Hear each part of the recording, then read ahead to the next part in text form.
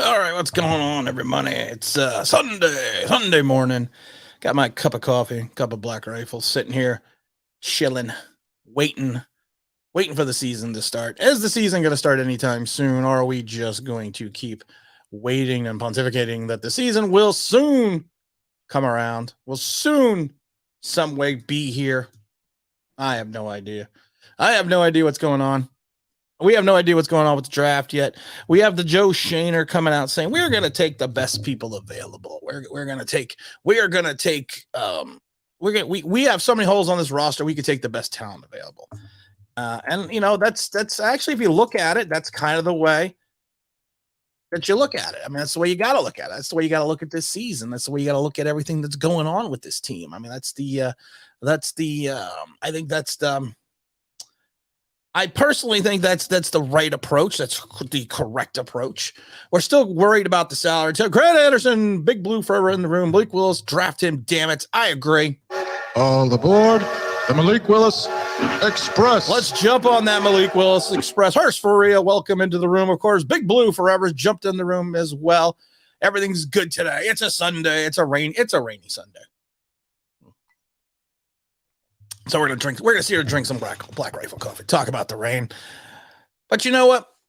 We're still having an issue right now. Timmy, we got T-Brad in the house. Keep my wife's name out of your mouth is the most important. But yeah, that is actually going to be a sound effect. I haven't had a chance to get that sound effect.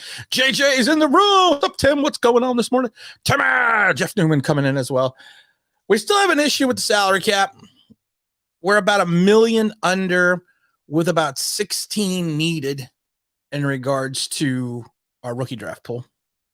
You would figure even after the rookie draft pool itself, you would need probably minimum 8 to 10 million for in-season operational expenses and in-season operational signings.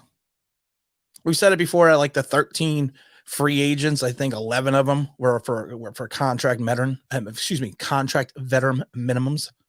So is this a short one today? I don't know. That's what she said. I don't know. We're going to find out, baby. What's up, Maximus? What's going on, my man? Slap that like button. Slap it. Crack it. Hit it with a hammer and bash it. Good morning, my friend. What's going on? I love that thing. That's Sam Huff sitting there. But you figure you're going to need at least 8 to 10 million conservative for in-season operational moves.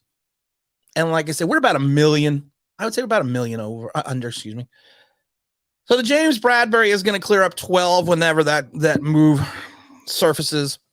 The only other problem is you're still going to need another 12 million on top of that. And these are the things that people aren't talking about. These are the things that people want to avoid. I have to hear the Zen mode that the salary cap is a living, breathing thing, that we all must live in harmony in the universe and the eternity of life. No. You reach a point where the money runs out. Not to get political, but it's like socialism. Socialism is great till you run it. They always, listen, if you take economics, they always say socialism is great until you run out of other people's money to spend. And right now, the problem with the Giants is we have to worry about the cap. We can't be like last season, where at one point we couldn't even field a 53-man roster. What's up, Joey? How's it going, Joey G? Do you like Irish coffee or is it black? I like Irish coffee. I like Irish coffee very much, but this is black. This is black coffee today.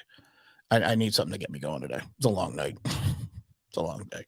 But you know what? We need to find a way. Italian coffee. I like Italian coffee.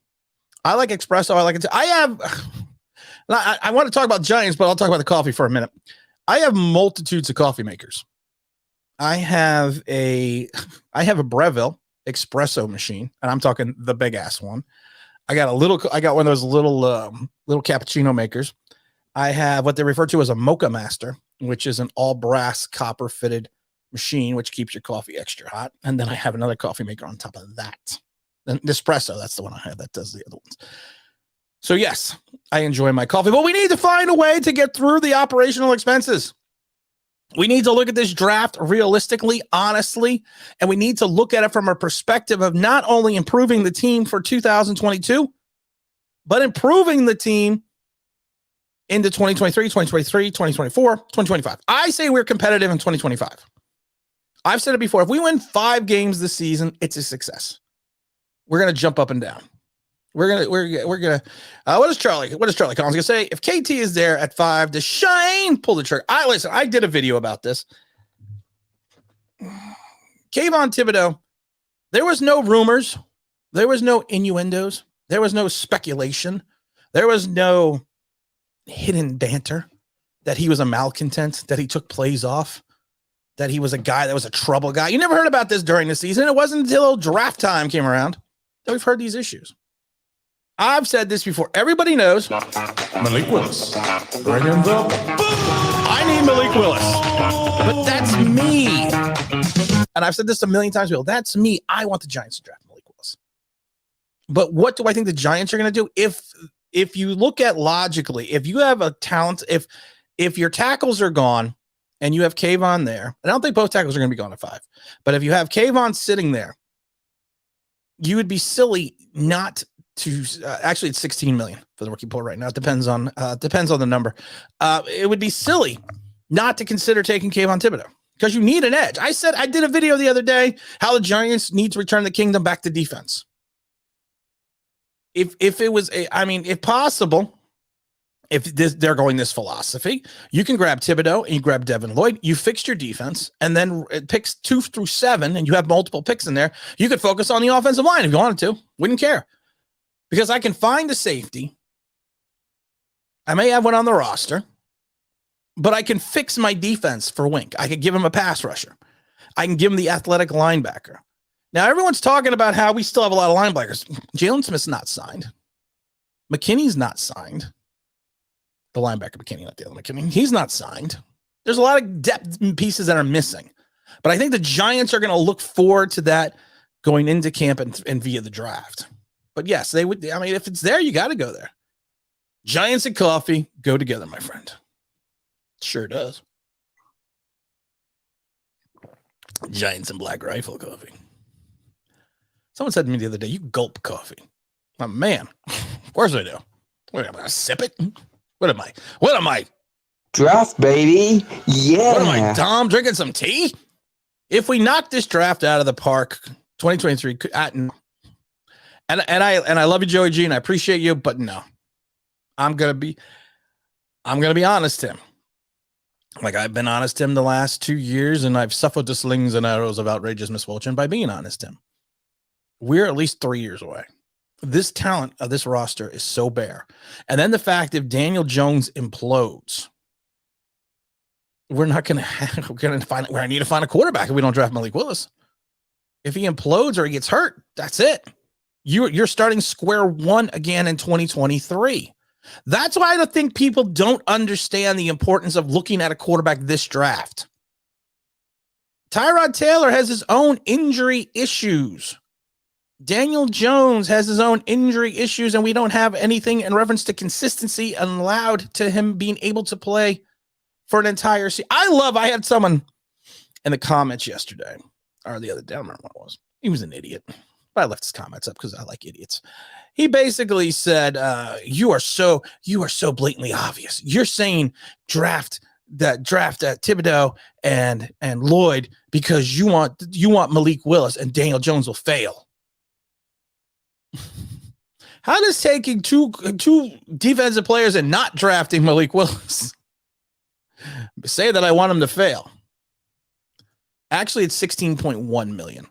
Unless the number has changed. I know how we could get more salary cap room. Let the Giants sell MetLife and move them to Grant, I miss you, man. I miss you. I believe it's 16, Todd. Where's the Googler? Willis and K. I would take Willis and KT. You know what? I have a feeling that if you did take Willis at 5 and Kayvon was falling a little bit, yeah, he would still be there. I am not taking Charles Cross. And people are going to be like, well, you didn't get the Slater thing right. Oh, I still got that yesterday too. I'm not taking Charles Cross because of the fact that Charles Cross skill sets lend him to be a left tackle. He is a much better pass blocker than he is a run blocker. Every scout knows that. He does not have the strength to be right now a dominant run blocker, and he may have technically the best skill sets to be a pass blocker, but the problem is you have Andrew Thomas. And I'm not taking Andrew Thomas and moving on the right side to fill in to have Charles Cross take over the left tackle position. I do think that Willis and Tibbs would be a grand slam. I do.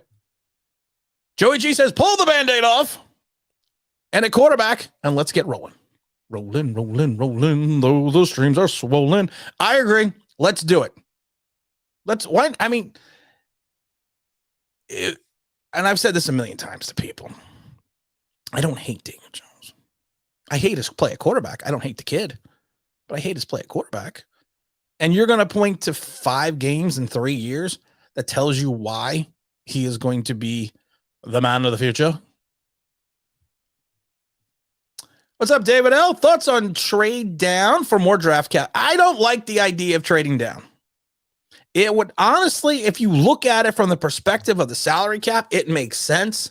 But I actually think there is good talent in the top 10 of this draft. And I think it is immediate impact talent.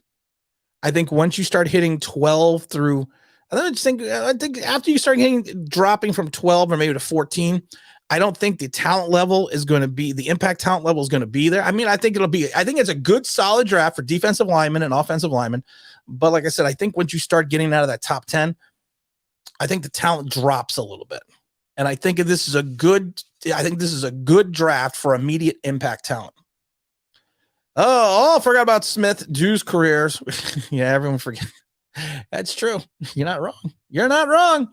The Lions are trying to get. Yeah, I've heard the Lions for a while now, and I got friends in Detroit, and they're the same people that told us don't sign Kadarius Toney. Not Kadarius Toney, yeah, Kenny G. They told me plain blank, good riddance, the bad rubbish. You could take them, and they are all hearing the same chatter about Malik Willis going to the Lions. Well, don't have to build a Lions channel. They get rid of Bradbury. Our number one will really be, yeah, that's what I'm telling you. This season's going to be bad no matter what. So you know what I always say? This is what I was thinking. I was telling someone this yesterday. Enjoy the season. Enjoy 2022 because there are no expectations. People always go at me, why do you like going to preseason games so much? I love going to preseason games. I think they're great.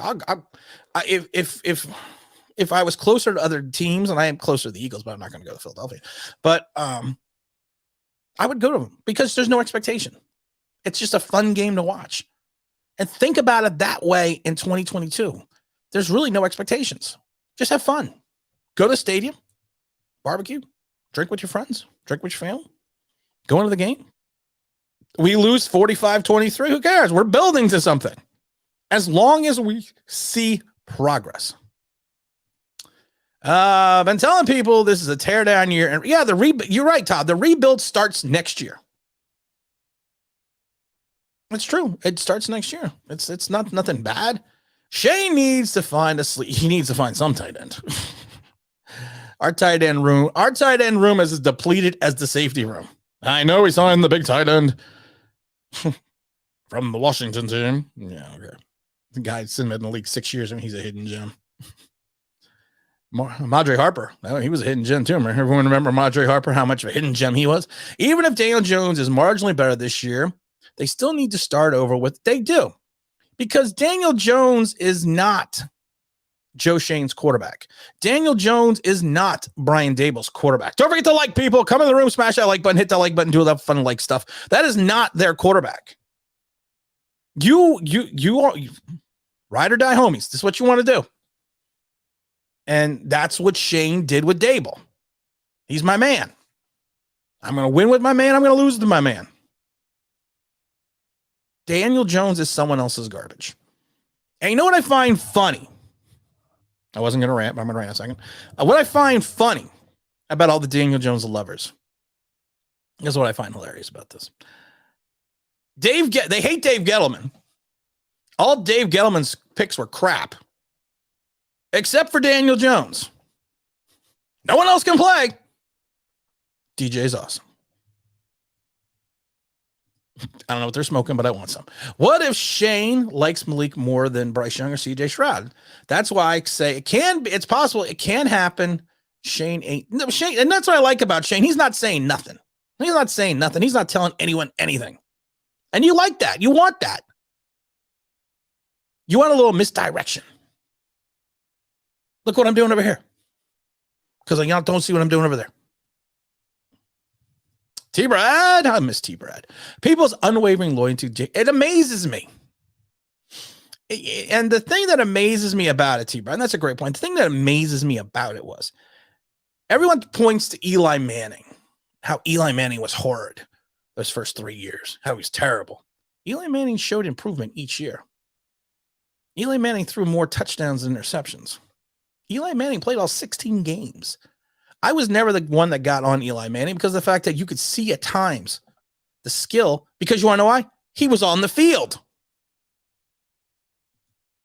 No drafting, Todd Taylor's right. No drafting a right tackle in the top 10. The worst thing you could do with these picks is guess, make a conjecture, or a position change. You can't tell me you're going to take Charles Cross at 5 or 7 and then convert him to a right tackle. It's a reach. That's a reach. You could take a swing on a miss, like with someone with Malik Willis at 5, because of the fact that the upside is tremendous. Because you're probably not going to have Daniel Jones next year anyways. But if you sit there and take Charles Cross at 5 and miss, you now still have another hole on the other side of the line. And if you miss because of the fact that you were doing a positional, you should never be doing a positional change with anyone in the top 15.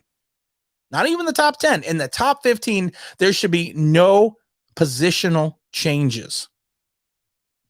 Thank you, Joey G's a mad reach. What's up, Sean Lee? I was thinking of the linebacker. I believe the Giants are going to be a sleeper this year. Bet on it. Okay, I'll bet on it. How much you want to bet? Sleeper what? To win 5? I've said it before, Sean.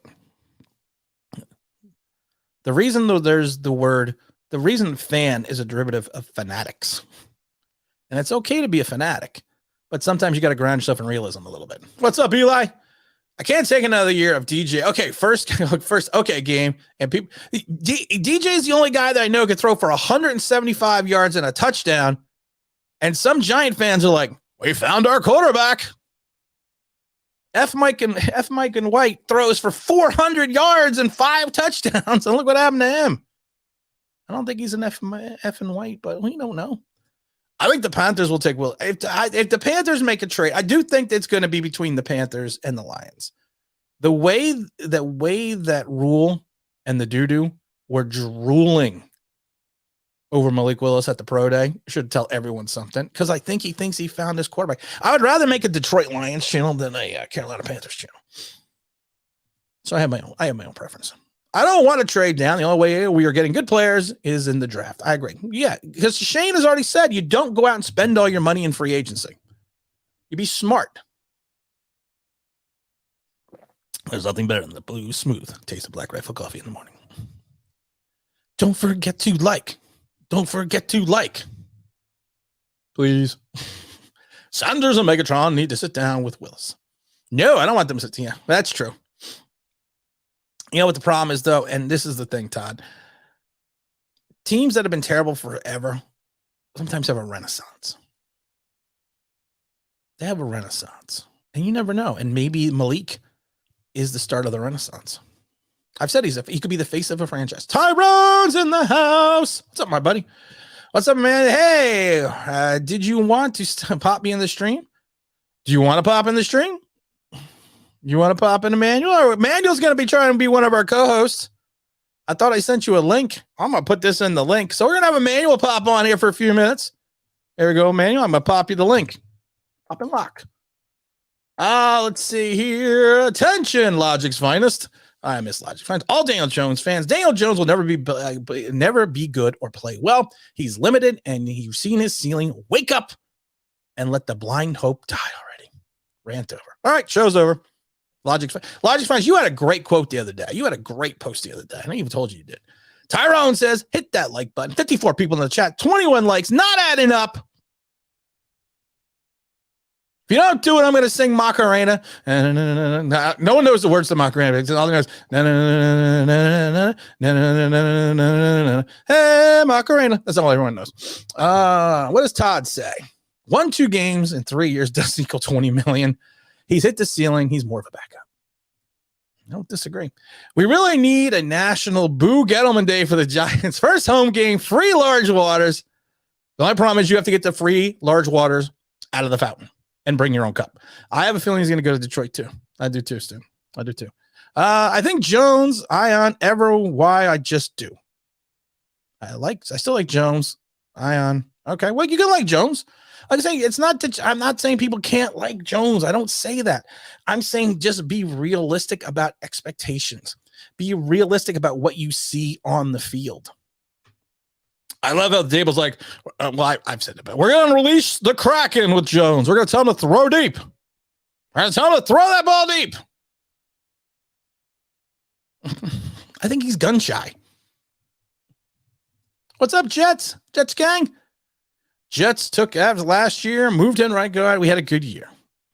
There's a difference between moving someone to right guard than from left tackle to right tackle. You should know that, Jet gang. It's a lot easier to find someone in an interior line position, not someone that's protecting either the blind side or the other side of your quarterback. Mitchell Case is just dropping in to say hello. Hello. Tim, I've said this since November, Tim. You don't take a left tackle, change his position, except a great player. Stop with the madness. We need studs. You're right. Stop with the ever-loving madness. Manuel, where you are, I just put the thing in the chat. I don't have access to my other email. I don't have access to my email down here. Oh, there's Emmanuel. Dun-dun-dun-dun. We're dropping in Emmanuel. Emmanuel is one of the multitudes of contestants to be on the new Online Big Show 3-12-1, the 2022 season. I can see him smiling. I can see him happy already. Boy, he's foolish. I think it's happy to come on this channel. What's going on, brother? What are you doing? Let me turn on my light a little bit. Yeah, turn on the light so we can see you. Much better. No, much better. Yeah, it's way better. How you doing? Much better. You know what? I don't like Emmanuel. His shoulders are bigger than mine. When your shoulders are bigger than mine, I got to cut you off. Sorry. I got to move you off, my brother. I got to cut you off when the shoulders are bigger than mine. It's the gym. I'm in the gym too. I just started back because it's summer. Oh, well, that's even worse because now you're just showing off. I just started back. Yeah, it's crazy. So you want to be a co-host? I do. You want to be a part of this madness? The whole, as a Giants fan, I've witnessed just madness. So it's normal for me. Here's a great question. We're going to start you off with a tough question right away. Okay. With Lloyd, Sauce with one of our number one picks. So, I don't personally like Sauce. Me personally, yeah, like you already. To me, it's more so. Remember when Jamar Chase and Devontae Smith and Jalen Waddle, they came out? Mm-hmm. Jamar Chase didn't play that whole season, and they're like, "Oh my goodness, it's either Devontae or Jalen Waddle." But they just previously got like that last season before Jamar Chase just lit up the whole SEC on fire. I think it's the same thing with Stingley. I think Stingley is going to be better than Sauce. Do you worry about anything with the injuries in Stingley? I think it was that's tough. It's tough to say. I would like to think not, but I think, like, I watched your video before and you said Sauce was very handsy. I watched tape. He is very, very, very handsy, So I would go Stingley. So I wouldn't want Sauce, no, to answer the question. I am not a Sauce fan. I've said this before. I mean, you talk about a guy that's only given you hear it. He didn't give up a touchdown all his last season. Well, neither DeAndre Baker. And if you watch him play, it's and I hate to say it, it reminds me of Eli Apple. Yeah. Eli Apple when he came into Ohio State, I said it before, he's played too much with his hands, and he's probably done that since Pop Warner. Right. Is there a proper way to fix that technique? Probably. But you don't know. There's another good question though. We're already off that question. See, this is a rapid thing. We don't just talk about one question. We have a lot of people to get to. Kadarius Toney going to have a breakout year. Now I've heard from there was a beat writer. I love beat writers who said Kadarius Toney is going to be the breakout Giant. What are your thoughts on Mr. Tony? And do you Tony. think that he is going to be? I personally have said it a million times. They defined his route running as unique. Most of the times when you say something is unique, it usually means he doesn't do it well. And I've said it before, when you want to sit there and you want to play pinball and bounce around the field, and as a former defender, I've said it before, the league figured it out after the Dallas game. You park your ass in front of him, you mirror him until the cavalry arrives. So what are your thoughts about the Tony? Tony, is he going to be the breakout giant? Unless his route running just got exceedingly better, I don't see how that's possible. Oh, if you watched the senior team when he went, it was against the senior receivers last year. His route running was atrocious. Yeah. You know, it was very atrocious. I think he even went against Aaron Robinson, if I'm not mistaken. But for him to be a breakout, his route running has to get way better. Daniel Jones has to get him the ball. He's a whole different subject. No, Tony's going to be a great gadget player for us. I strongly believe that, but for him to have a breakout season, I wouldn't say that as much. You know, I think he had his yards because he was literally the only option at the time. So therefore he was forced. But I would say for breakout, watch out for Xavier McKinney to take another step up, honestly. I actually think if McKinney can move forward, and do you put any credence or thought into the fact that Tony's best game came with Mike Glennon under center? Exactly. So it was, and that was the game when everybody got injured, right? So like it's like, okay, what do you got left? We're gonna throw to him. I guess he's our first round pick, for crying out loud. So we might as well give him a shot. So I mean, and you don't have film on Tony until after that game, so they don't know how to play him. After that, like you said, you could just stop and wait for him to do his little jitterbug and then just tackle. It's pretty simple. So you just, like I said, that's what I was always taught. You stay in front of the man and then you wait for the cavalry. Sean Lee, this is a good question, and it's a DJ question. DJ's success was always out of the spread offense. He didn't have success in Duke, so I'm not sure where that came from. He'll be protected and succeed. Bad coaching, bad luck led to disappointing season, which everyone thought would be an improvement over last year. I think the problem with Daniel Jones is lack of talent.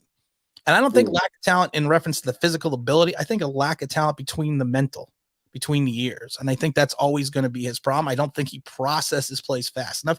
And actually, when he succeeded, it was not in a spread offense. He was playing under the Pat Shurmur offense, which he made him a one-read quarterback because he took half the field and said, you're only going to throw the right side. I'm going to give you a short route, a deep route, and an intermediate route.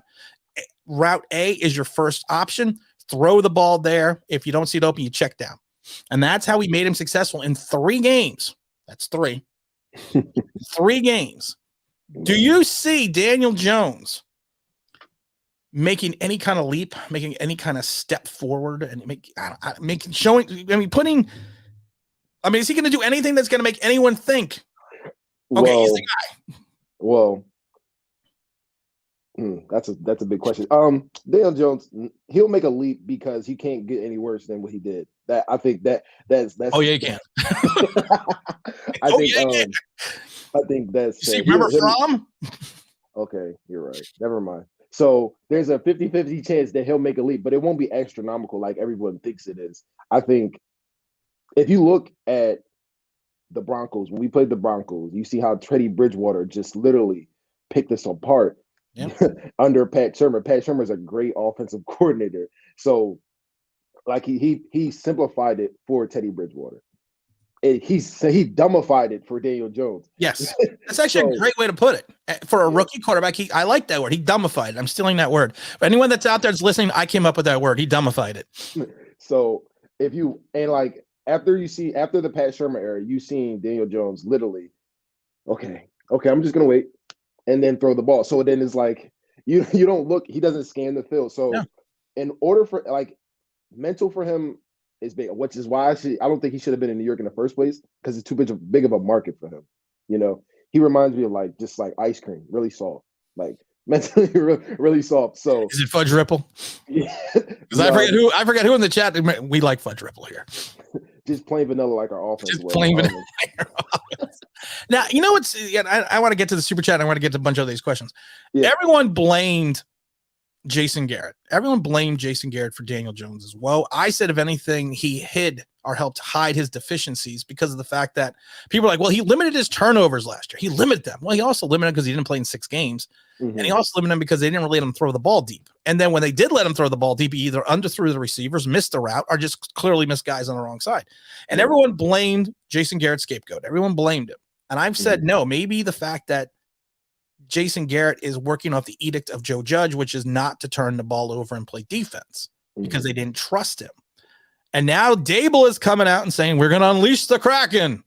We're going to let him, we want a little gunslinger mentality in him. Right. Well, sometimes when you have a gunslinger mentality, Eli Manning, Kevin Gilbride made Eli Manning a gunslinger those first 5 years. That's why he had all those interceptions.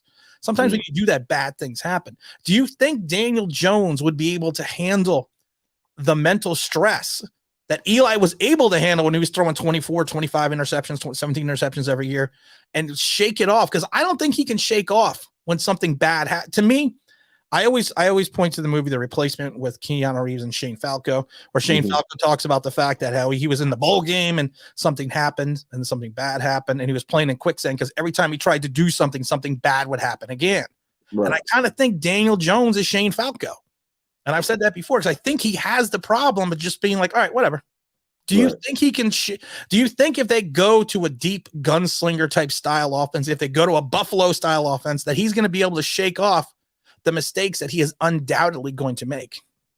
No, he's already broken. All right, good answer. He's already broken. When you watch Eli, right? And I'm young, so I'm only 23, but I watched Eli. I got socks older than you. I watched Eli since I am 2007. So I've seen Eli at his best, at his worst, and just downright dead. So when you see Eli, he'll throw a pick and he'll have the little dumb face look on his face. Yeah, the Eli face. Yeah, the Eli face, exactly. But you knew if you were in with 3 points in that game and 2 minutes left, and we had the ball, Eli could have drove down the field, got us a touchdown, won us the game. I don't see that with Daniel Jones. Everyone likes to point to the Saints game. The Saints game was just an anomaly, if you ask me. You know, just like the Buccaneers game, an anomaly. like those 2 games, and then those 2 games out of how many seasons has it been? Was it been 3 seasons? 3 seasons, going on 4. Shocking. What has he done after that? Well, he's a nice guy. Okay. He knows how he likes to go out with the team. My brother's a nice guy. That means another thing. So for those outlier games, it's like, okay, but he doesn't do anything else. And I hate it because they're ready to crucify Saquon Barkley. Trade him, we don't need him. Just get a backup running back in there. Well, Daniel Jones hasn't even played a full season. We don't even know what he's capable of. Yep. Not much, but we don't know what he's capable of. Saquon at his healthiest, we know what he can do, you know? So I don't think Daniel Jones has the mental fortitude to do that. No, at all. Like, I don't see him going down the field and actually winning this game. I can see him fumbling and losing us the game, which he said he's done several times. He's done multitudes of times. You know, and then you see it, like when he fumbles one time, there's a very high chance the next drive he comes out, it's going to be another fumble. It's going to be another fumble or another turnover or something. Like I said, he's shaking. So you just feel like you're playing in quicksand. Hurst, for real, it's your birthday. Hey, listen, you're not supposed to send me a $10 super chat on your birthday. Happy birthday to you. Happy birthday to you. Happy birthday, Hurst, for real. Happy birthday to you. Hurst, send me an email at tim@onlineBigBlue@gmail.com. Send it at tim@onlineBigBlue.com. tim@onlineBigBlue.com. I want to send you a t-shirt. I got a question. What's that? I got a question. So, given this new offense and new defense, right? Which side of the ball do you think is going to thrive the most? Well, you know what the problem is? Every side has holes. True. Every side has issues. Defense, you look at the fact that we may be playing Julian Love at safety alongside McKinney, unless you're doing Kyle Hamilton, which I don't agree with. You still have a lack of speed at linebacker. You've depleted your linebacker core by getting rid of Peppers and getting rid of Pepper and Logan Ryan, because a lot of times they played in the box. Yep. You still don't have a defensive end. You don't have an edge presence. You're going to go to 3-4.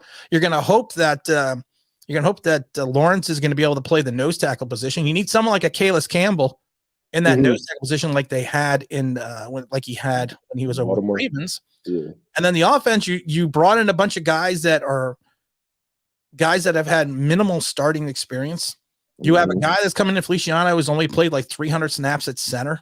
Right. You got a guy that you got to worry about. Glowinski Glowinski's career didn't level itself to anything acceptable until he went to Indianapolis. Was it more of a blocking scheme?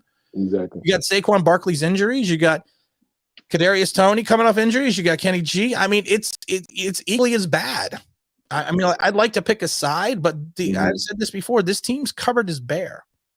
If you win, and I'll say it again, if we win 5 games, just enjoy it.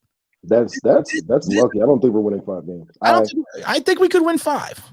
Really? Because you always run into teams that are running into bad stretches. That's true. Sometimes players get hot for a couple weeks. Yeah, and just enjoy it. The Giants are good for winning the game that they're not supposed to win. So just enjoy the game. But Hirsch, for real, send me an email, tim@onlineBigBlue.com. I want to send you a shirt. Give me your size, and whether you want a Poppycocker shirt, a Online Big Blue shirt, or a Draft, baby. Yeah. what shirt you want, send it to me. I want to get that out to you for your birthday. And I do appreciate the super chat. We already had someone in the chat. I don't know where it went. They were talking about the Saints game. Like you had mentioned, and they basically were saying that that Kadarius Toney made Lattimore look terrible, and and this. But again, it's one of those things you don't know about a player till you get at least 3-4 weeks worth of film. I said this about Darius Slayton. Everyone was talking about Darius Slayton after his rookie year, and I said if he does not adjust in his second season, he is going to be terrible and tank. And he hasn't adjusted. So, the league got the film. They figured out what he can and cannot do. They adjusted to that, and he did not readjust to the league readjusting to him. If you're taking a look at this receiving core right now, sad. There's talent. Of course. There's talent. But where do you think they're going to fit? If you're ranking the receiving cores in the NFC East, where do the Giants fit? That's a great one. All right, so starting with us, we have Kenny Golladay, Sterling Shepard, Darius Slayton, Darius Toney, and I guess Colin Johnson's still here. Then we have David Sills still on the team. Oh God. You've been saved. Then for the Eagles, they have Devontae Smith, Jalen Reagor, Quez Watkins. That's it for me. I can't remember anybody else. Commanders, Terry McLaurin, Curtis Samuel. That's it for them. We are still fourth. No, I'll give us third. I think even with Amari Cooper leaving Dallas. See, I think Dallas. The thing about Dallas, they always find talent at that spot. It's really weird. They usually do come up with these guys that you would never think of as wide receivers. Yeah, like Cedric Wilson. I didn't know who this guy was, and then he's just got like three years, 15 mil in Miami. So I think Dallas. I don't know if it's the receiver coach or whatever, but they are 2. I still think the Eagles have the Washington team is 1 and the Eagles are 3 because Jalen Reagor sucks. Lost in the game solely. And they only have Devontae Smith, and Devontae Smith needs to be paired with like a bigger body receiver because he's slimmer, fast guy. They don't have somebody to go over top or get the 50-50 balls. So I put his 4th because Kenny Golladay, he's just $70 million receiver. $72 million. Oh, my bad. $72 million. If you're gonna destroy the cap, Emmanuel, get it right. 72. And then we have Sterling Shepard, who can't stay on the field. Great receiver, but he can't stay on the field. He's probably not going to come back. I think he'll come back probably like week 3 or 4. Yeah, we're already 0-3. Yeah. Then you have Kadarius Toney, who, if you put him on a number 1 corner, I don't think he's doing anything, let alone 2. Darius Slayton, who just drops the ball. I don't see him being on the team. Honestly, I think we might even trade him. That's just my opinion. We might have to move on. There's some players that we still gonna have to move on from. Like I said, we're gonna have a $16 million rookie pool unless we make a trade. We're about $1 million under the cap. Yeah, and and I've said it before. You need anywhere between $6 to $8 million in operational moves during the season, or we're gonna be like it before. Where we couldn't even field a 53-man roster. I'm not gonna read this long one because I'm just gonna say, is the end of name sneakers are for life. Pat Shurmur shrunk the field for him in his first season to hide his deficiencies, quick reads and slants. That nailed it. That's exactly. That's exactly what happened. And if you watch that Denver game, I'm telling you, if you watch that Denver game, it was the exact same thing. He shrunk the field for what's his name, Teddy Bridgewater. Yep. Then when we got aggressive, they just went over the top, and Yep. it's what. And if you notice, Jerry Jeudy got injured that game, so it was the backups going in and destroying us. So yeah, Pat Shermer, great offensive coordinator, but head coach, I agree. Michael Clark says we don't have a defense for gunslinger offense. We don't have an offense for we don't have an offense to play an attacking defense, and he's right. We don't have a defense to play. I mean, an offense for a gunslinger defense or whatever. You know what I mean? I said in reverse. He's right. He's we have a kicker. We have a kicker. We have a kicker. We have a kicker. We have a kicker. It reminds me of the old. I think it was St. Louis. No, I think it was Cleveland back in the 50s with Warren Spahn and Sane, and it used to be Spahn and Sane and pray for rain. For the Giants it's 4th and 1 and pray for Gano to come in and kick a damn field goal so we don't get shut out. Hey Stu, tomorrow's your birthday. Happy birthday to Stu. Stu said, you know what, Stu? Send me an email also, timidonlineBigBlue@gmail, timidonlineBigBlue.com, timidonlineBigBlue.com. I'll send you out a shirt as well for your happy early birthday. Just got to make sure you dictate your size and what shirt you want. Some people are like, I want this shirt. I want, and I'll go get what's your size. It's a little easier that way. What do we got? Philosopher here says, if Willis isn't available when we pick, should we trade down so much more talent in the middle of the draft? Here's my thing. I mean, draft about them. I think impact talent I think there's impact, and I mean immediate impact talent on both sides of the ball till about the 14th pick. And then I do think it's still good level talent, but it's not impact talent. Yeah. A lot of people have talked about trading down the draft, trading down out of 5 and 7, or maybe even trading into 2023, which I don't agree with. I feel you need talent no matter what. Mm-hmm. Do you see the Giants moving any of these picks either into 2023 or just moving down? I think this is my mock draft. We just know, nobody really knows until the first 4 picks. We don't do mock drafts here. You know that. I think we'll trade the 7th pick, if anything. I think we're going to take that top talent at 5. And if we do trade, it would be at 7, to get, swap picks and then get a future, I think this idea of trading down didn't start until last year. We were never talking about it. We never traded down. I always traded up. Exactly. So when the Bears did this, the Giants fans were like, "Ooh, I have an idea. Why don't we trade down again?" And guess what? That is a great observation because you're right. And I'm not picking on Giant fans. Got people like, you're so mean to all of our fans. Well, how you should be a Redskin channel. Oh, you should be a Washington Commanders channel. I'm not picking on fans, but you're right. They do one thing once, and then everyone's like, we need to trade down every pick.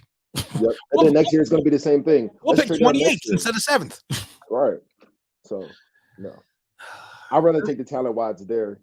Because you don't know what's going to happen next year. It could be a really trash draft next year. Bryce Young could have a Sam Howell season. What's the CJ Stroud could have a Spencer Rattler season. He could do a Tua. He could do a Tua. We don't like looking into the future. You got to be here now. Like, how are you going to build if you're always looking towards the future? Exactly. They're going back to the future. Kareem, what's up, my friend? I'm glad you're in the room. ECK, no, I did not see your email yet, my friend. My other computer has my work email. This is the downstairs studio computer. I don't get email here, and also I don't remember how to put it on my computer. You're welcome, Hirsch, for real. Again, let's see what Max says. Again, any logic putting words in my mouth. Didn't say it's a weak division. I said this was kept competitive at Duke. No one put any words in your mouth. We didn't even. I should talk about someone in the chat because we didn't even mention Duke. Is there? Did I miss something? I don't remember saying anything. All right, good, because I'm old, so sometimes I forget things. DJ isn't mobile. That's about the only thing he is. DJ's not mobile. He's not. It's runners, right? So when you run, there's people that have straight line speed. Yep. And there's people who have agility, who's in and out of cuts very fast, stop and go type of people. DJ is your straight line guy. He's gonna run faster than everybody in the race. But once he gets downhill, running or trip. But if he's playing tag, he's going to get caught because he's not shifty. I'm just going to go from point A to point B. I can't go to C, D, P, and then go to A. Like, I have to go to A to B immediately. Lamar Jackson is mobile. Yes. Josh Allen. Kyler Murray is mobile. Mm-hmm. To an extent, Patrick Mahomes is mobile. Mm-hmm. I've said this a million times about Daniel Jones. He is like the old Oldsmobile, the old Oldsmobile I used to have. It was a 77. It was a fast car, but I had to get it up on top of the hill and push it down the hill to get it rolling before it was fast. Right. And that's Daniel Jones. All of his plays are I would say 95% of his runs last year were by design to take advantage of the aggressiveness of the defense. And if you look at it, the majority are against divisional teams, such as the Commanders and Philadelphia, who play an aggressive style defense, who you can use that ability to get him through the pocket. But he's never rolling out. The last year, they tried to roll him out on planned rollouts. Daniel Jones. He got wrecked. He got hurt. He doesn't know how to react. Yeah, he doesn't. He's not a great reactor. If you watch him in the pocket, he doesn't feel not 1 ounce of pressure on his backside. He'll just sit there, pump fake. He doesn't see it, and then he'll just fumble the ball. Like he'll get sacked and fumble the ball. Like he doesn't feel any pressure. Like he doesn't react at all. I always said, take a look at the Marcus Golden sack. Marcus Golden didn't come from his blind side. Mm-hmm. He didn't loop around. He hit him directly in front of him. Daniel Jones is looking this way. Marcus Golden comes in this way, and he doesn't even sense him. He doesn't even feel him. I think he's like a robot. Like you got to tell him exactly what to do. Daniel Jones. That's a good analogy. Yeah. Like if you don't, you got to move when he comes. Okay. And if you don't tell him that, he won't move. Like it's like you have to give him instructions instead of him actually playing football. You know, it's too structured. He needs to learn how to just play football instead of being. He needs a little schoolyard in him. Exactly. That's what I've told. I said that in a video a couple of months ago. He needs a remember playing in the schoolyard. Mm-hmm. You just play. You just play. You don't. Okay. All right. This is no. If I see an opening, I go. I don't sit here. All right. I got to think about this. No. It's a reaction. Like I said, he's not reactioning at all. Yep. He's not at all. Jeff Newman. Yeah. I don't think Dexter fits in the nose tackle position. Because most people are the Will and the Mike and everything else. But when you're running the old 3-4, you have your three. You have your 2 inside linebackers, your 2 outside linebackers, your 2 defensive ends, and then your nose tackle. Going back old school. The way these do it. And the nose tackle needs to anchor the middle of the line, needs to hold the middle of the line so he can create space for your blitzing linebackers and your defensive ends. It would have been great with a guy like some, just picking a guy out of nowhere. I mean, it would have been great with some guy named like, I don't know, like Dalvin Tomlinson. Yeah. A player like that in the middle of he would be a nose tackle. Yeah. Dexter Lawrence is kind of like a slash between Leonard Williams and Dalvin Tomlinson. Don't get me started on Leonard Williams. Williams. He does. King of the almost sack. He does things well, but he doesn't do anything great. Yeah, he's I think that's the issue. He's the bane of my existence. He should have got paid. One. He really what does he impact? Like if you watch that, like he doesn't get anything. Like his pressure isn't from him. It's from great coverage. It's from the edge setting it. It's never from him. Like he's not worth the money he was given. You know, he's not even a disruptor, as like they like to say. I was like, not really. He's Aaron Donald. He's Aaron Donald. I think he's not top 5. But he's Aaron Donald. Aaron Donald. He's Aaron Donald. You don't remember this? Yeah, he wants to get paid like him, but he doesn't make plays like it. It's crazy. 2 years ago, day after Christmas, I did a video because I talked to someone that was in his agent's office, Leonard Williams, and I said that they said that he wanted Aaron Donald money. And you guys can all go back and watch the videos. And all the people that have watched me for years knows everyone blasted me. You don't know what the hell you're talking about. He never said this. He doesn't want this. And slowly it started creeping out. He wants Aaron Donald the money. He wants to get paid like Aaron Donald. Then all of a sudden people are like, he wants to get paid like Aaron Donald. What? That's shocking. Never heard this before. Sorry, I told people this back in day after Christmas. I remember the video. I remember it clearly. Don, thank you for the super chat, my brother. Hey, Tim, sorry I'm late. Let's go Big Blue Draft. The Big Blue Draft is coming up April 24th. We're going to have a lot of fun. Big Don is always on. All aboard the Malik Willis. He's got his $5 and Big Don has moved from the caboose. He's sitting in first class. He's got his pina colada, his champagne, his caviar, his shrimp. He's got everything. He's sitting there waiting. Give me a percentage of the Giants actually drafted Malik Willis? 2. I give it a 10. You know, I don't think that people. I mean, this draft nobody knows. This draft is an enigma for the Giants because this is the first year that we've actually had a general manager come out and say we have so many holes. We could draft somebody else. We could draft anybody. And we know Shane likes Malik Willis. He scouted him twice in Buffalo. Why do you scout a player when you have Josh Allen? Exactly. Why do you go that direction? Mm-hmm. And then he stood behind him almost an entire practice. At the practice, I remember that. Yeah. And then you watched his pro day. His pro day was phenomenal. His pro day, even the announcers said that he had the best deep throws they had ever seen in a pro day, even better than Trevor Lawrence had last year. That would have sold me. I'd have been like, yeah, he's coming here. But I think Malik Willis is going to drop down. If it's not Detroit, he's going to drop down. I don't think he's going to get past 2, and I definitely don't think he's going to get past Carolina. Carolina was sitting there drooling when he was making those throws. The McAdoo was like in heaven, going like, I finally got my Patrick Mahomes type player because we all know that's who we wanted to draft for the Giants. I finally got my guy. And then, Rule finally gets his quarterback. Mm-hmm. I'm telling you, if I was the Giants, you'd have to. I would have pulled the trigger. I would pull the trigger because you gotta pull the trigger. You gotta move forward. All those Daniel Jones believers, when you gotta get your guy, you gotta get your guy. Isn't that what you guys say? So if this is Shane's guy, you can't be mad. Yeah. You guys are on board for Daniel Jones for whatever reason. So if this is Shane's guy, you guys cannot be mad. No, you can't be. You can't. That's a great point. You can't be mad at him for going after and getting his guy. I don't know if we take a safety in the second round. We definitely need to. Big Eli wants to jump in here, but I don't know if he's getting his camera set because I've seen the whole thing bouncing all around. It's giving me nausea. There he is. He's got a smile on his face.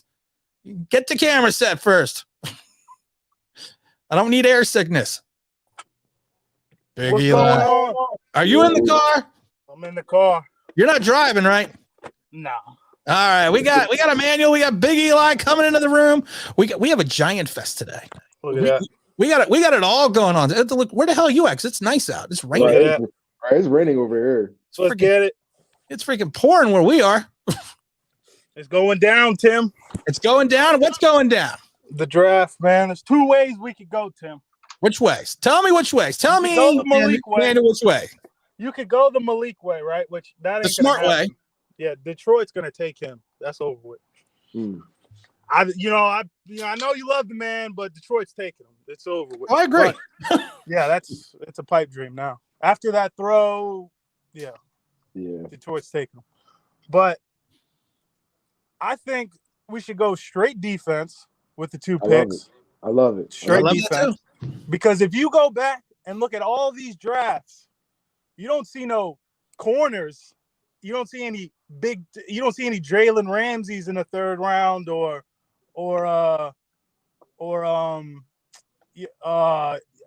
Stephon Gilmore or you don't see none of these guys in the 3rd. You might catch something lucky in the 2nd, but the 3rd, the 4th, you don't get none of that. You know what you see? Tackles, centers, wide receivers. Yeah. You might get a linebacker, maybe if you're lucky. Didn't they get Fred? They got Fred Warner pretty late. I think he was. Yeah. I think he was like the 3rd. But like you're saying, a GM, their money's made in the 3rd and the 4th. But that's good and all if you're striking in the 1st and the 2nd. You know what I mean? If you hit on your picks. Yeah. If you hit on the 1st and the 2nd, you make your money in the 3rd, 4th, 5th. Of course, those are gems. If you find a starter in the 7th round, I mean that's a gem. But I got to stop you for 1 second because I got to answer this Malik Willis question. Malik Willis had a so-so career, had a good combine, a great pro day, and now he's suddenly 2nd pick. I don't buy it. Malik Willis had his team in the top 25 in 2020. Malik Willis had more touchdowns than any quarterback in college football last year. But people who do they want? Do they want somebody from Alabama? They want someone from Ohio State. They want Ohio Ohio State State? quarterback. That's what they want. They don't. They They don't Dwayne get great Haskins. quarterbacks because they have great defenses, great offensive lines, great wide receivers. So they don't need to get a great quarterback. Maybe Duke's got someone we could draft. Yeah, you know, It's Alabama, He you know, got LSU, Ohio State, you know, the Wolverines, Michigan. They don't have great quarterbacks because everything else is great. That's why you pluck these little guys from these little schools who can't, you know, might not get a shot at Alabama. I don't care where they played at. They're still playing. There's still competition. He's still looking better than everybody on the field. You know, He took C grades and played Old Miss. Like they don't understand the magnitude of that. Like it's hard when you got Joe Schmo who works at Foot Locker. And he wish he has Joe Schmo. Exactly. And he wishes he had that. He wish, and that's a great point. I've said this before. He had talent in 2020. He had some talent, and he got his team in the top 25. Yeah. He still won 8 games in a bowl game last year and produced 40-something touchdowns, which was the most in college football by a quarterback. Don't explain yourself no more, Tim. Oh no, I don't explain myself. Okay. I just like the fact that the people. I've always said this before, and this is always I've said this about myself. If you're gonna say something stupid, I'm gonna call you out on it. You're right. And I'm gonna back you up with facts for your stupidity. And it's like, why, if we had the first overall pick, right? Why would we not take Malik Willis? I know people are like, oh, we're at the first overall pick for a reason. Yeah, you know, yeah, that's what I'm saying. But if we had the number one overall pick, and we took Malik Willis, right? I feel like with our coaching staff and the general manager, I got a good feeling. Last year, I didn't have this kind of feeling. Like, you know, even when we had Joe Judge and Dave Gettleman, I didn't have this kind of feeling. I was always like, we got to get right. Now I feel like we're gonna have offensive linemen in the pipeline, you know, not starters right now, but in 2 years, you're like, damn, that's that guy we drafted in the 4th round. He's a starter now. Yeah. We're going to have guys in the pipeline. We're not going to take a damn fucking running back. I'm not mad about the Saquon pick because he was just electrifying. You're not mad. I'm not mad about it. I mean, I'm not big on that positional value. I'm not real huge on that. I mean, because hell, if they're great, you know, they're great. Because if Saquon got drafted to Dallas, he would have been, you know, it's just our line. He would have been beyond Ezekiel. If someone does want to come in and debate you a minute about the Saquon pick, I'm awesome. Baby Saquon says he's awesome, man. Don't knock baby Saquon. I like Saquon. I like him. I feel like we shouldn't trade him. I feel like we shouldn't let him go. For $7 million, I mean, he could still take a 60-yarder to the house. Well, for even those last couple games, he was. Where are you going to find a starting running back who has all? And I always said it's not a Pro Bowl level talent. He has all pro level talent for $7 million. We got to acknowledge it. Super chat. Tim, salute to drop by the office to pay the proper respects for all the Giant friends around the world, slapping the old stinky boys losers down at the door. Forget about it. Thank you, Phil. You know, year. I feel it in my bones, man. I feel it. A lot of people they want to put all this around Daniel Jones, right? They want to trade this, trade that, and then keep Daniel Jones. And I'm like, Daniel Jones has not proven himself. But then even if you take and trade Saquon, who are you going to have in the backfield? Like, you understand, like, you're messing him up. Oh, we got to get him O-line. Daniel Jones can't make 2 reads. I'm going to be honest, I don't think having or not having him is going to mess him up. Okay. No. You don't think so? He's so far gone. Like, he's so far gone. But I'm going to be honest with you. I know everybody, I'm not saying I'm with Daniel Jones, not without Daniel Jones. I would like him to play good. I mean, he really hasn't. But when he comes out, I mean, who had our highlight catch of last year? Our highlight catch. Who had Daniel Jones? Andrew Thomas. I was going to say Andrew Thomas. Daniel Jones. I always love when people point. That's when Daniel Jones apologists point that out to me. They go, "Well, he had that big catch." Well, great. I don't need my quarterback to catch the ball. Right. Yeah, I need him. I need him to throw the ball. He electrified the offense a little bit now. Okay, Right. He brought a little pizzazz to the offense. Okay, I'm not saying I want him. I'm not saying I want to keep him. I'm either way on it. You know, we could do a Hostetler and make him a wide receiver. Maybe he can return some punts. He don't. I feel like our coaches messed him up though, man. I really, really, truly feel that way. You know? Okay, so what coaches like Pat Shermer? Which coach are we talking about? Jason Garrett specifically? Jason and Joe Judge. I feel like Jason messing and up. Joe Judge. Pat, they drafted him for Pat Shermer though. That okay? is true. That's They- true. Pat Shermer did one. Which is so stupid, 'Cause you know. it's And then David you Cutcliffe, fire the but- guy. What the fuck? Like, I bought you this dog, but now you're leaving. So I'm like, what the hell? He likes the dog. I don't like the dog. Like, Mm. you take him.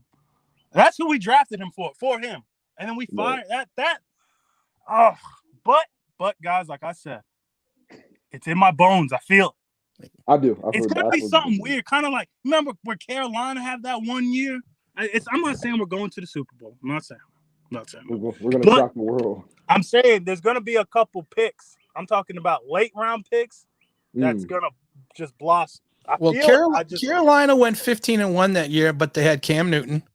They signed a whole bunch of veterans that was Dave Gettleman's veteran. That was his best free agent class. They signed all these veterans that just panned out. So that's what he tried. And they had a good draft. That's what he tried to do last year, right? Yeah, that's exactly what he tried to emulate. Mr. Friedman, I got to do this pick. He sent me this chat. I pick at 5 and 7. I take Kayvon Thibodeau, Kyle Hamilton, or we need to go to or where we could draft Thibodeau at 5, and then pick up Dean at 7, and we draft. I you know what? Like I said, if I could see I could see the Giants going defense back to back. Yeah. Why not? If you look at it, with Joe Shane's first draft, y'all might not remember this, but he drafted Wyatt Teller, and the Bills traded him. Wyatt Teller is a All Pro right guard right now. They drafted him like in the 5th round. So I really think Joe Shane will make his bread and butter getting these O-linemen in the late 8 picks. And then remember this. You drafted Everson Neal, right? He don't want to play right tackle. No, this man is gonna want to play left. Not this year. He ain't gonna bark about it this year. No, he's gonna pour Orlando Brown Jr. But once he makes that All Pro, thank you at right tackle, he's gonna be screaming. I want to go to left. He's gonna be yelling. Now, you know what's funny about the Orlando Brown Jr. thing? I wanted the Giants to get Orlando Brown Jr. even though because he was on a $600,000 rookie contract. He was gonna get paid. We could have fit him into the cap, but he didn't want to play right tackle. He wanted to play left tackle because he played left tackle due to injuries that last year in Baltimore. And to me, he would have been a perfect fit because at that point in time, I would have moved Andrew Thomas to right tackle in his second season. I'm not moving Andrew Thomas now in year 3 to go after and get a rookie whose skill set does lend itself more to a left tackle position. I am so jealous of that weather. Moving to that position. I know, man, I hate you right now. South Carolina. I hate you, man. I hate you right now. It's terrible right now. It is raining. It is nasty. But you know what? I wouldn't do it now. And that's why I can't go and draft a guy that is just not going to fill the position. I'm not going to take someone in the top 7 and then move his position. Yeah. I think Joe Shane knows that, though. I think he does too. Because he said he was always looking for a character. Done that. Has anybody taken a true left tackle in the top 10 and moved him when they've already had one? No. I don't think anybody's done that. No. Maybe not in modern day. We got to acknowledge a two-toe super chat. Please, everyone, listen to the Tim. He's always right, even when he's wrong. Loving you is wrong. I don't want to be right. He's still right more than anyone else. You know, that's true. I'm not going to deny that. I don't think anybody's done that. I know. I can't think of anyone. We got another super chat. We got a Nogs for Don. Big Don coming in. I want Tibbs at 5, Devin Lloyd at 7. I said it in the video. That to me fixes the defense. You take Thibodeau, you take Lloyd, you fix your defense. You could take the rest of the picks. You got the second rounders, 2 third rounders, and everything else. And if you want to draft 6 offensive linemen right then and there and 1 safety, I'm fine. I like that. I'm fine with that because you fixed your defense. I like that too. I think in the second round they should get Trent McNuffy. I like Trent McNuffy. I love McDuffie. We did a chat on him a couple days ago. Yeah, I like him. He's a little small at 5'11", but he's got the coverage skills. I feel like he's going to fit that scheme that we want, though. Like, just man. You want a bigger corner, though. That's the thing. That's the only thing under Wink's defense because it's such an attacking, potentially man-to-man exposure type defense. You want a bigger cover, and I worry about him being. Now he may, like I said, I don't know what he's been weight or measured out. Now he might. I don't know if he's college 5'11", which means he's like 5'9". Yeah. So that's the only thing I worry about Trent McDuffie. I haven't checked on his pro day or seen. He's going in the first. Yeah, I think if he does go, in the first, I think it'll be in the latter half. Yeah. But I think if some of the way, if the tackles fall the way I think they're going to, he may be pushed into the top of the second round. Yeah. The tackles are going to be trickling down. Or tell me if this sounds a little weird. Tell me if this sounds a little weird. What if you do draft Everson Neal at 5, right? Okay. You draft him at 5. And after the first day, maybe you trade him for a first-round pick to somebody who wants. Does that sound stupid? You know? It doesn't sound stupid. It's not far-fetched. It's not far. Yeah, but I'm not taking Neal to trade him. No. I got you. You need an impact player now because we're bare of talent. Like literally, it was an article that said we had one starter on the line and the rest were like backups. If we go into the Giants Stadium now, the only people you're leaving with is Xavier McKinney and Andrew Thomas. Yeah. I might bring Jordan Love, to be honest, and Aziz. I bring Aziz. I like Jordan Love. I'm sorry. I like it. I don't dislike Jordan Love. My problem with Jordan Love is people forget he got benched last year. Yeah. He got benched last year in the safety. Didn't come back until about week 13 when he was playing in the slot due to injury. Yeah. He is a good, versatile player. I think he's better off as a corner than I do think he's at safety. He didn't play as much as he should have. He's scared of those interceptions, though. He's scared. He was that way at Notre Dame. Damn, I mean, the ball would just hit him in his hands. Like it's on fire. Well, he doesn't want to make the quarterback look bad. He's being nice. Yeah. What about you don't really like Adoree like that? Tim? Adoree, he's a good number 2. I don't see him as a number 1. I don't even in Tennessee, I didn't see him as a number 1. You know. Yeah. You know, he's that guy that's going to follow the fast guy. He's not going to follow. He's I like Adoree, and I think the big thing. And why is everybody? Was everybody what? No, I was just going to say. I think it was interesting that when he got hurt that year, the Giants were the only team in the league willing to give him a raise. Yes, he didn't pick up the 50. That was Dave Gettleman just trying to win. That was Gettleman. I agree, but you still brought him in all that money, and he's untradeable and unmovable till next year. So he's going to have to be your number 1 guy. Yeah, I like him in man-to-man. I don't like him in zone, and I don't like his tackling. But beyond that, I mean, I think he's great. Kind of reminds me of a Janoris Jenkins a little bit, does he? David Gettleman pulled a Jerry Reese. He would decide all these big free agents thinking we were going to get this hoopla. You know, dreads, kind of smaller. Yeah, you know? I mean, like I like Jackrabbit, and I think actually if they brought Jenkins back, I wouldn't have a problem with because you remember that year, Tim? I remember, yes, but I've said this before. You do not judge a totality of a career by a year. Same way with Daniel Jones. You don't judge him by 3 games. No, I'm not judging him. Judge him by 36. I meant like the whole season. That was that was like trying to shove a golf ball through a garden hose, man. Because it's like the defense was on point, and we never thought the defense was going to be like that. We thought it was the offense that was going to be taken off. The defense is taking. This nigga Eli could not get a touchdown to save his life. To save his life, he couldn't get a touchdown. No. We gotta acknowledge the Tuta super chat. We've been listening to Tim, the D Guru, almost 3 years. Our entire team and coach is thankful to him for all the advice fixes through us. If you're taking advice from me, Tuta, you got some problems. I did this a million times. I was a great tackler. I was an awesome tackler. If you look at my highlights, I was great. But if I talk about the time I had 19 tackles in one game, but you probably aren't going to show the 8 that I missed that game. So I mean, what about I appreciate that too, Tim. What's that? What about trading both the picks? No, can't do it. We need talent, right? I know that's so stupid. It sounds. We need too much talent. We need talent. We need any talent. That's the problem. We need. I mean, let's get. Oh, James Williams is in the room. We should be with Daniel. We should do with Daniel what he did with his brother last night. Leave him on the bench. Let the real players play. Morning, fellas. Stand up, G-Man. What's up, James Williams?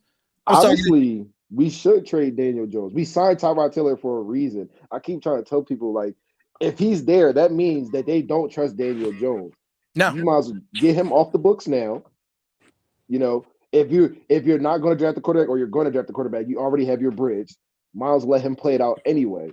Right. Because Daniel Jones is going to try to play his tail off to keep the starting job. So you give him low end. I mean, Dalton got $6 million.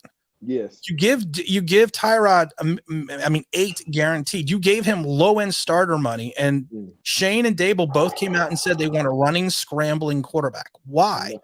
It doesn't mirror what Daniel Jones does. Sounds like Malik Willis to me. But it does. Malik Willis. I like that. Bring the ball for the big Malik. He's coming. He's coming. He's coming. He'll be here. Oh, damn. Well, Detroit's taking him. Detroit's taking You can't say that, man. You got to be like, he's coming. He's coming. They might go hometown and take Hutchinson. I think Hutchinson's after the he's going number after the Jaguars tagged Cam Robinson and signed the other tackle. Yeah, they don't need a tackle. They're not going online. And Detroit already took. They should go O-line and move Cam Robinson to right tackle. They signed another tackle as well, so they have two. Yeah, they did. They have two tackles, and they have Brendan Sheriff, right? Yeah, Brendan Sheriff. They just signed too. So I mean, they have the talent on the line. They're definitely going defense. And like I said, Sewell, the Lions took Sewell last year, so they're not going to go tackle. So if they don't believe in Goff, I can see it. You got it. This is a tricky draft, though. This is a real tricky draft. Well, I think it's a draft that nobody knows. Nobody knows because there's no big quarterback, so they can't be like, oh, he's gone. Because if there was a big quarterback, Jacksonville's trading out. If it was like. Goddamn, Peyton Manning was coming out. They're going to trade out. They just got their quarterback. The thing about Dibs falling to us, it's tricky because I can see the Jets taking Thibodeau. Honestly, I can see them taking Thibodeau. I still think they're going Kyle Hamilton. You think so? Yeah, they were the only team in the last 11 years to take a safety in the top 10. That's why. Mm-hmm. And they for everyone that hated Jamal Adams and everything that he did. Mm-hmm. He was still a talent, and he proved he was a talent in Seattle. And they have been missing that type of talent in the secondary the day since. And also, he's a quasi linebacker. True. And I think Kyle Hamilton kind of fits the same blend and the same mold as Jamal Adams. Or they could trade out. They could actually will. Yeah, I worry that they will trade. They might trade out to a team that needs a quarterback. I can see Seattle trading up. I'm not gonna lie. I can see Seattle trading up. I think they're gonna wait it out. I have a friend that told me, watch out for Pittsburgh. I have a friend that works around the league there, and he says, watch out for Pittsburgh. They had extensive talk, Malik Willis and Mike Tomlin, so I wouldn't be surprised. But and I asked him, I said, do you think they're trading up to 2? He was like, if Detroit does not take him at 3, he goes, watch for a Pittsburgh move. Woo. And that's a lot. They gotta give up a lot. This is a guy that I trust and has told me things before that we put on the channel that's been right. Hey, but see, you can do stuff like that when you got a head coach, when you have a good owner, defense. You can do shit like that, and the fan base isn't going to be like, oh, we gave up 3 first. You're like, hell no. Mike Tomlin said that, we straight. Now, my thing is this: I always said sit Malik a year. I've always said that, even if the Giants draft him. No doubt. Oh, for sure. That's any rookie quarterback. If though you're going to a situation where you may start him mid-season, the place I would put him would be in Pittsburgh. Because you see what Ben Roethlisberger did in his last season. He was trash. He still went to the playoffs. Ben did his rookie year. Yeah. Under Tomlin, and you see what he did. I mean, you're coming from the University of Miami of Ohio. Mm-hmm. You're not coming from this. You're not coming from our favorite school, Ohio State or Alabama. You think Mike Tomlin might get exposed a little bit this year? Not having a Hall of Famer? What's funny about Mike Tomlin? I actually worked with Mike Tomlin in Tampa. He was the defensive backfield coach. And I always told people, I never thought to myself, well, he's going to be a great head coach. But he was always a guy that commanded the room. And he's always a guy, even though he had people like John Lynch and Rondé Barber, he was able to motivate his talent and get them to rise above the level of what they play, and that's what makes him a good head coach. And I think he's a leader of men, like you said. He's a good. That's exactly where I was going. He is a good leader of men. Yeah, and that's what Joe Judge was. And he gets a good offensive coordinator and a good defensive coordinator. He lets them handle that, and he handles the guys. So. He hasn't missed the playoffs yet, right? Or did he? I think he missed one. Yeah, they missed it. He missed it 1 year. He hasn't gone. I believe he hasn't had a losing record yet. That's what it is. Yeah, a losing record. So. But he has missed the playoffs. James Williams said this draft is where your GM, coaches, and scout actually have to do their jobs. Something have not done in the last 4 or 5, 6 years properly, and he's right. Yes, we don't have anyone from like 3 years ago so on the team basically. No, and we don't really have anyone going back to the Saquon Barkley draft. Why do you think we got all that money next year? Fuck we playing? Who we paying? We got who we overpaying, but I don't think Shane's going to do that. And I don't think Shane's going to, and I think even Shane says that he's not going to overpay. Yeah. Yeah, I feel that too. I feel like next year he's not going to go get. Don't expect no big stuff in free agency, nothing like that. Don't expect none of that. Which you never should. You never should, unless the Rams. Well, the Rams, they just. Yeah, well, they're just playing they Madden, mortgage right? their life. Exactly. You can play Madden when you win Super Bowls. That's true. Yes, you can. You can go get Odell Beckham Jr. because if he sucks, it don't matter. We're still good. Like you won't even notice him sucking because we're still good. Well, I hope that's the case. I love this one. The Steelers never miss. If they go with Willis, there's an automatic star. I agree. Levance is in the room. What's going on, Levance? How you doing, my friend? Let's see here. Who is the Lions OC? Who is the Lions OC? No clue. I can look it up though. Yeah, I was gonna say Google it. I'm not sure. Google it because we need Zach. Zach's not in the room. Giants 34 says Tim, the way we can find out the Lions are going to draft Willis is look back at the Lions who offensive coordinator is and see if they've ever had a guy like Malik Willis. Ben Johnson. Ben Johnson. Who the hell is Ben Johnson? Oh, coordinator. He was the quality controls coach. Oh God. And the tight ends coach. He was tight ends last year. I was thinking Ben Johnson, the sprinter. That's what I was thinking. Ben Johnson. Well, so you know what? Maybe it's. I don't know. They promoted with him. That's what it was. I think the thing is with the Lions. I think right now they're married to Goff because of the contract. Yeah, and I think that's going to be the biggest issue. But again, like I said, sit him a gear. Why not? You don't need to play him. And we kind of go for that. Mark Thompson says, I agree with James in terms of needing to draft well, something we haven't done consistently since 2008. I'm going to ask you guys both this question. I'm going to let Emmanuel take this question first. Now we all know this draft is important for Shane. We all know it. But in the grand scheme of things, how important is this draft? Is this, and I find it funny that some people are saying it's a make or break draft for him. It's his first draft. Yeah. But how important or what level of importance would you say that if he misses this draft, he is either going to have trouble the rest of his Giant career, or is it just a blip on the radar because he's still got at least 2 more drafts after this? I think it's important, but not as important. Like I think next year's draft is more important because he still has some of the Giants guys from the previous regime, so he doesn't even have his guys in yet to do full evaluations on players that he wants and the offense wants. So it's important because these are about to be cornerstones of the team. One, but at the same time, it's not like on the back end of it, it's not going to be as strenuous because he doesn't have his full staff. Right. So I would say on a scale of 1 to 10, I give it like a 6 or 7. All right. Big Eli? It's a 0 unless he takes a quarterback. I mean, once he takes a quarterback, clock starts. You know what? And that's where I was going with clock starts. That's where I was. That's exactly where I was going. going. If you don't take a quarterback, you could just be like, I ain't got a quarterback. Yeah.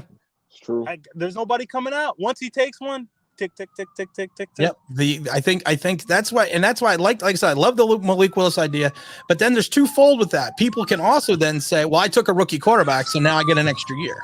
Yep. So there's, like I said, there's a win-win for him. To me, this draft is a win-win for him. Yeah. Like I'm replacing the talent. Yeah. Or I am, and if I miss, it was like, well, it's not because I missed, it's because I had to replace the talent that was drafted beforehand. That wasn't any good. I think he's gonna look like a Saint either way, out of this draft because Giants fans have been wanting something new and refreshing. We always want something refreshing. Listen, we got 100. I gotta interrupt you something, man. We got 107 people in this room and 57 likes. Smash the like button. That's messed up. And you already know I'll just stop talking. I'll just stop talking and till we get to a certain point. That's not true. I tried that the other day. I've seen those on videos. I think that's the craziest stuff. Like when you see big, I'm not talking about Giant people. I'm just talking about other creators on any platform. They'll do that. They'll be like, I'm not talking. Yeah. Hit them up. I did that the other day, and I thought it was funny though because it lasted, I think, like 11 and a half seconds. I can't stand it. I can't stand the family ones though. I can't stand the family ones. It's the Richardsons, just their daily vlog. Like I want to go over there and just God. Like, I can't because it's like, are you serious? Like What? I can't picture myself doing that. Like, No, what you do like this, I couldn't. The only way I could do it is like if you can't see my face, kind of thing. Like, well, that's what I do. yeah, that's what you did at first. Yeah. Yeah, that's what I do, except for live streams. I'm still not on the videos in the camera videos. Yeah, I think that's just sitting there talking to the camera. I couldn't get down like that. Plus I get lazy. You're right about that. I got to turn on the camera. 3 kids, yo. I don't have time. Like I got kids too. I don't have time for. Like I said, it's easier just. And Manuel's sitting there going like, I don't have kids. I'm like, back to the importance of the draft though. What was I thinking? With these 2 picks though, he can really change it though. He can change it. He can change it. He can't really hurt it, I would say, unless he takes quarterback. Yeah. He can't really hurt it as bad as it is now. I mean, hell, we don't have anybody. You know what I'm saying? Like, we're getting excited about these second string players from these linemen, you know? That's how bad. That's how we get excited about the 55th guy on the 53-man roster. We're getting excited. I'll tell you this. I went to the Jets versus Giants I'm on the 2. I see the guy. I'm like, hell yeah. I ain't got to see Will Hernandez. When I seen Will Hernandez get signed, whoo, I was going to call teams, I was going to throw in on his contract. What were you saying, Emmanuel? Like, I went to a Jets and Giants game, the preseason game, like this year, and I just watched it. I said, we are going to suck. Like, we look terrible. Like, you just felt it. Like, in the audience. You just like, first of all, this is the Jets. This should never happen. 2. I was at the game. Yeah. You were at the game? Yeah. And like, I was just like, this is going to be like our year. Like, it's going to look real terrible. So this year, it is like he said, it's a different feeling. It's a real different feeling because, one, we didn't hire somebody within, or we knew somebody who knew somebody who's cool with this guy and hired him. Yeah. You know, this is somebody completely new. Everybody's new. I like that guy from the Eagles. Bruce Brown, yeah. Oh yeah, yeah. I think he's going to be a help. I think he's came from the Eagles, but you know what? I still like. I think he's going to be too good though, because then he's going to leave and get his own GM job. That's what I said. For about 2 years, he's going to be good for about 2 years. But at least we have him for 2 years. Yeah. Yeah. But if it's that means if it's that 2 years, that means he hit. That means we were killing the draft. I was going to say, if he leaves in 2 years, that means we nailed the last 2 drafts. Yeah. And free agency. I like him though. I like him. He's another guy. Philly's always, you know, I don't like Philly, whatever, but they always got something shaking, you know. They always got something shaking. I hate Philly, and I have no qualms about that. But they always do something, even when you think they always got something shaking. I said last year I thought Philadelphia was going to be terrible, and they make the playoffs. Jalen, well, I'm an OU fan, so I know Jalen Hurts. So Jalen Hurts is a winner. Like, he wins. Like, it doesn't have to look pretty. It doesn't have to look like glam. Listen, he can win you the game, you know. And that run game was strong. So people always get on me because I said I would take Jalen Hurts over Daniel Jones. Hell yeah! And they're like, well, how could you do that? He doesn't have an arm. I said he doesn't have an arm, but he's a leader of men. People want to follow him. And he plays 2020 football too. Yeah, and he does. He plays in this century. 2022, I mean, he plays in this century. Yeah. In regards to his talent. Now, do I wish his? And I hate when people compare him to Malik Willis. Well, because he's not. Malik Willis has an arm like you've never seen before. We haven't seen. I've said it before that you haven't really seen since Michael Vick. An accurate with that ability. Exactly, an accurate arm. Because if you watch Jalen Hurts, he threw us 3 picks. That's what lost him the game. And Jalen Reagor dropped. Well, so Jalen Reagor doesn't drop that ball at the 1. We're not talking about Jalen Hurts having issues as Giants. Right. We're not even mentioning it. We'll be in the top 3 of picks, but you know. Yeah, we're talking then about how we got to get rid of Daniel Jones and get someone like Jalen Hurts. Yes. Hey, doesn't Kyle Hamilton kind of remind you of Isaiah Simmons a little bit when he was coming out? I think Isaiah Simmons, frame wise, I don't think so. Just like he was a safety for Clemson. Though. He was a safety, but he played safety. He played linebacker. Yeah, he played everything. He played everything. The thing is, I think Kyle Hamilton has more of a ball hawking ability than Isaiah Simmons does. I think Isaiah Simmons he took him a year to kind of figure out where he fit in that Arizona defense, and now he fits quite well. Yeah. I mean, just imagine we could have had Isaiah Simmons, Parsons, and Josh Allen. Don't start. Be quiet. Be quiet. Some nights, Tim, put him up with Zio Ujulari, and then we're gonna have Thibodeau. Tim, I go back to 2008, and I'll just look through the drafts. I'll be like, Shoulda, coulda, woulda. could have had Aaron Donald. We got Leonard Williams. King of the almost sack. Yeah, we got Leonard. Could have had Tyreek Hill, Travis Kelce, George Kittle. When They're taking these guys in the Tyreek Hill was a steal. What they get him in like the 5th round? fifth, yeah. But I mean, it's He's a bum though. He's a bum. He's not a winner. That man don't want to win. He's got a ring. I don't want. He's got a ring, but he didn't want to. He don't want to win. He could have stayed. If you want to win another Super Bowl, you're going to stay with the best quarterback that's played in this. I mean, arguably right now. I mean, Patrick Mahomes is just, Travis Kelce, Hall of Fame head coach. You're going to go with Juju. He has Juju now too. Yeah. Yeah, it don't matter who else you have. You got them 3. I mean, the stove is boiling over already. The pot is boiling, and we're getting. Giants got talent. We got David Sills. Right. I think Alex Bachman is still around. Didn't they gave him a play too last year? He dropped the ball, right? He drops the ball. What a bum! All right, but no, he's Victor Cruz 2.0. He's only been on the roster for 3 years. Eli Apple. If Eli Apple's listening to this chat, you are horrible. Hey. You are horrible. I can't believe we drafted you, man. Oh my goodness! All right, well, Big Eli, I'm going to drop you off for a minute. I got some other people who want to join in. I also want to talk to Emmanuel real quick before I let him go as well, because I got a couple of things, a lot of housekeeping chores. I do appreciate you coming on. It was fun. Hey, listen, email me, and when you get a chance, at tim@onlineBigBlue.com. We'll have you. I don't know if you're interested, but we're going to have you set up to come into the draft show on Sunday the 24th. Okay, I appreciate it. The show. Appreciate it. Show. Let's go Giants. This draft is going to be different. Yes, Look for the 5th round gems. I feel it.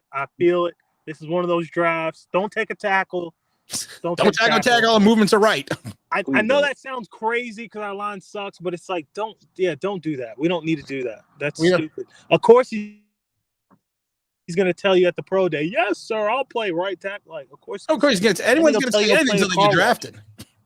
Yeah, at the pro day, he'll be like, yeah, I'm washing cars too, coach. Like, come on. I don't want.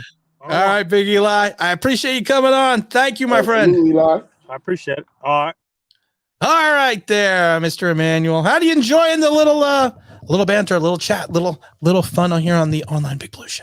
I love it. It's we're awesome. It was awesome. Interact with people who have questions.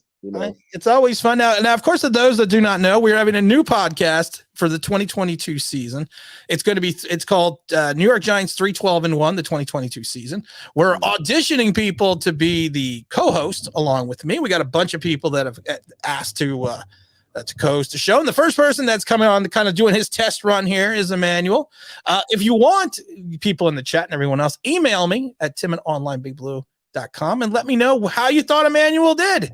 Please do. Because at the end, I may have a vote for the people at the end of this when we're done with everyone. I may have a vote and see who the viewers vote to be this is like American Idol. I think I've never watched American Idol, but I assume this would be like American Idol. I can't think of any other show where it's like a talent show. This is like Miss America. I guess. I don't know. I don't watch TV. But you know what, Emmanuel, I always give the Dahmer and everyone else the final thought. We're not leaving, guys, but Emmanuel's going to check out for a little bit here, and then we're going to answer some of these chats. What is your final parting words for the 104 people we got sitting in the chat? Giants fans, be patient. 2023, 2024. Look for us to actually start competing. Just like you were patient with, I'm not going to mention his name. Just like you were patient with that guy. Make sure you're patient with Joe Shane. And get Malik Willis. That's it. That's pretty much it. Get Malik Willis. You know what? That's got my vote. Really got my vote to be the co-host. But we're gonna do a vote. We're gonna have a vote. I just decided we're doing a vote because I've met so many great people. It's hard to pick someone. So we're gonna have a vote. That's what we're gonna do. You guys are gonna pick who the co-host is gonna be. Manuel, I appreciate you hanging in there for an hour. Thank you. And when you get an opportunity, email me at tim@onlineBigBlue.com. I want to know how you felt this went for you today. No, I will. All right, my friend. I appreciate you coming in. Thank you. Thank you. All right, everyone. We're gonna get some of these comments. That was great. Emmanuel was great. Big Eli was great. Hurst for real says, if you're drinking Coors with an NFL salary, you deserve to be cut. I'm assuming that's a Logan Ryan reference. And yes, he does deserve to be cut. Mr. Alvarez says we could have currently had a defense of Josh Allen, Aziz, Parsons, Roche, Miles Jack, Trey White, and James Bradbury. We missed on so many good defense players. It's a swing and a miss. Just a bit outside. Tried the corner and missed. I might do a Met game. I might do the Met home opener. Still trying. Levant says, hi, everyone. Tim has on him with him during the live stream. You're awesome. Love the stream, bro. I appreciate when people are able to drop in. I appreciate it. What's up, Jeff? Tim, whatever you do, don't bring back Gelman. No, Gelman's not coming back. Gelman actually emailed me and asked me if he could be a co-host. I told him no. Alistair Albert says, James, for those who are too busy drinking Joe Judge Kool-Aid, or so I would say Coors Light, we got to let them go. I like Coors Light. I know, I actually do. I don't know why. No, it's Mick Ultra I like. It's Mick Ultra. James says, hit the like button the way the Agent J hit Pookie from New Jack City. Yeah, poor Agent J. What do we got here, Big Dan? I'm here, Tim. Singing, coffee, recommendations. You actually got me to switch over to McCafe. You know what? I like McCafe. I actually do. I like that. I love Black Rifle. I love so many different coffees. You know what, guys? It's one of those days that you think that, and you have a feeling. And we had some great chatter on with the last two guests. We really did. And I posted up the link again if anyone wants to jump on. If James, if you're out there and you're available for a minute, you can jump on. I posted the link again. I think this draft is, like I said, some people are trying to put too much importance on this draft for the Giants for Shane. But I think in some ways it's almost a wash. While it is important to gather talent because you have 5 and 7, I don't think this draft is going to make or break his career with the Giants. Some people think it is, but I don't think it's going to make or break. I really don't. Because of the fact that he could use the excuse that our team was so devoid of talent that we had to reach into positions that we normally wouldn't have. I mean, there's so many different ways he can play this. And like I said, people are like, Tim, you know what's funny? And I say monkeys with hats. But, beyond that, I say, you know what's funny? That you are nice to Joe Shane. You are nice to Ryan Dable. Because I think they have earned what they've come in and done and what they've come in and said. They've earned the opportunity to be allowed to fail or succeed with this team. They've earned that opportunity because they've come in and done the right things. They have said the right things. They haven't come in here like Man of La Mancha and be like, I am going to fix everything. They've done the right. They're doing things the right way and they're saying the right things. And I think that is the most important thing that we need to look at. Who do you got tomorrow night? Kansas City or North Carolina? I'm actually going North Carolina. I don't know. I got a gut feeling about North Carolina. What do we got here? Giants 34s. Tim, what team do you think will mess up the draft and reach for a player? I think Pickett will get drafted ahead of Malik Willis to the Lions. I don't think Pickett will go to the Lions. Pickett, if you want to talk about, is the most pro-ready quarterback. His hand size doesn't bother me. His arm strength bothers me. His upside bothers me. They've said it before. I think Tiki Barber said it on the radio show the other day. If Daniel Jones isn't even a top 10 quarterback, a top 15 quarterback, why are you keeping him? And I think Pickett's going to fall into that mode. I think he'll be like between like 15 and 23 in reference if you're ranking quarterbacks, which is not bad, but just not great. LeVar, if you want to come on, here's the chat. There's a chat. Oops. Jump on. If you want to come on, jump on for a few minutes. Got about 27 minutes left here. Not going to go 3 hours. That's what she said. Like we did yesterday or last Sunday.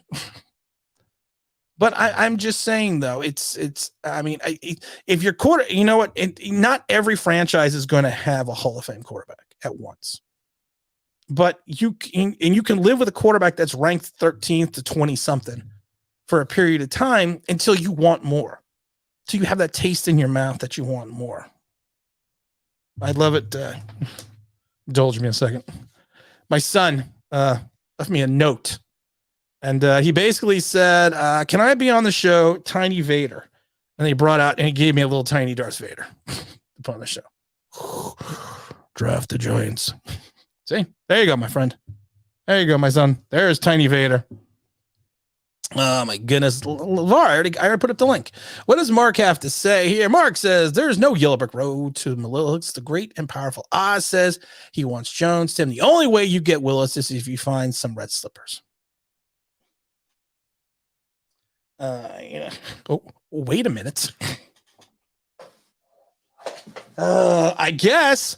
Holy yellow brick road. Holy yellow brick road. Holy yellow brick road. Red ruby slippers. You didn't see that? You didn't see that one coming, did you, Mark? Malik Willis. Bring him the boom. You didn't see that one coming. Oh, my goodness. Nobody saw that. Nobody saw the red ruby slippers coming, did you? Oh, my goodness. You know what? LeVar is coming on. We're going to bring in LeVar for a little bit here. I don't know why, but every time I think of LeVar, I think of Levert. Casanova. Me and Romeo ain't never been friends. Big LeVar. Yo, I'm in here.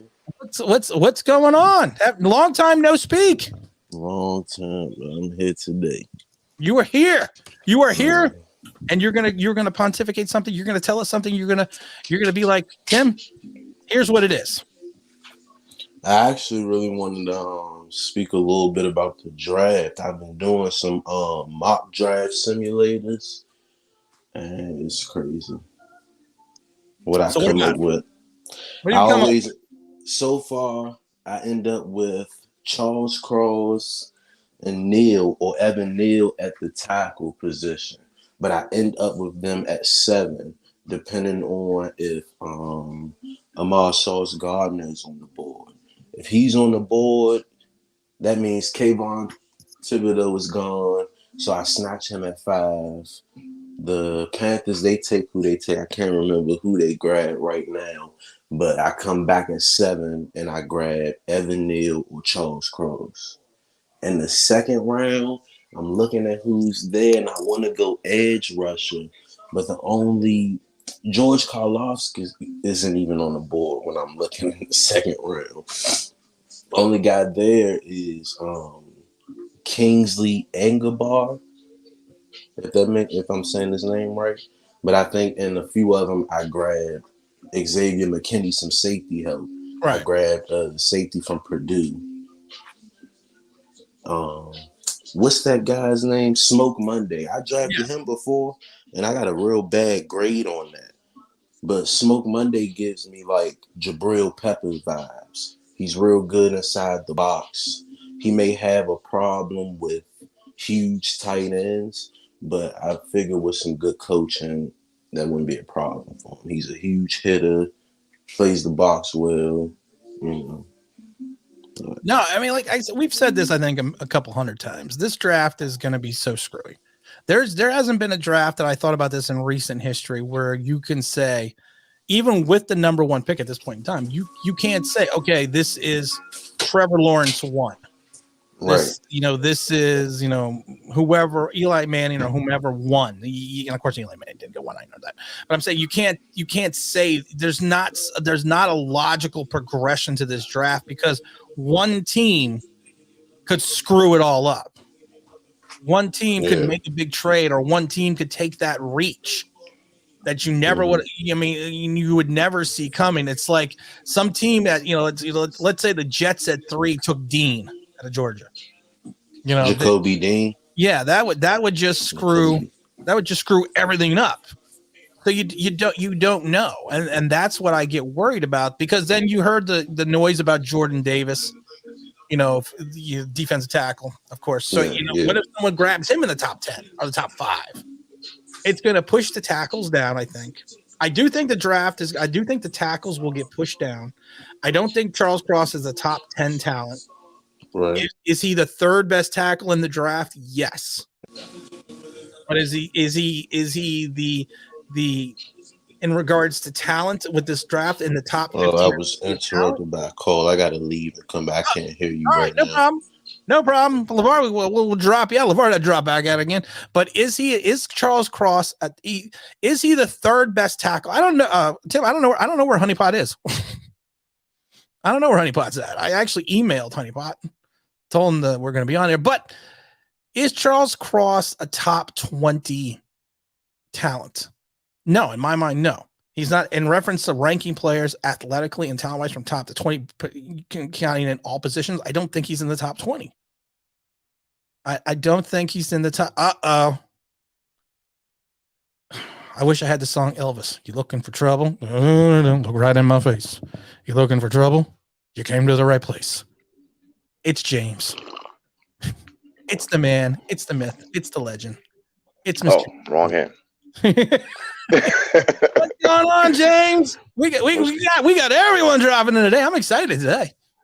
Yeah, it's a good Sunday, even though it's raining on our side of the fence, like you said before. What's going on? Morning, everybody. What's up, y'all?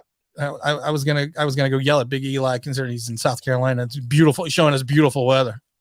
Yeah, Eli, that was looking nice, brother. That was a nice scene you had going on there, man. I mean, that was something else. You know, if those that do not know this, people are like, Tim, what don't you do?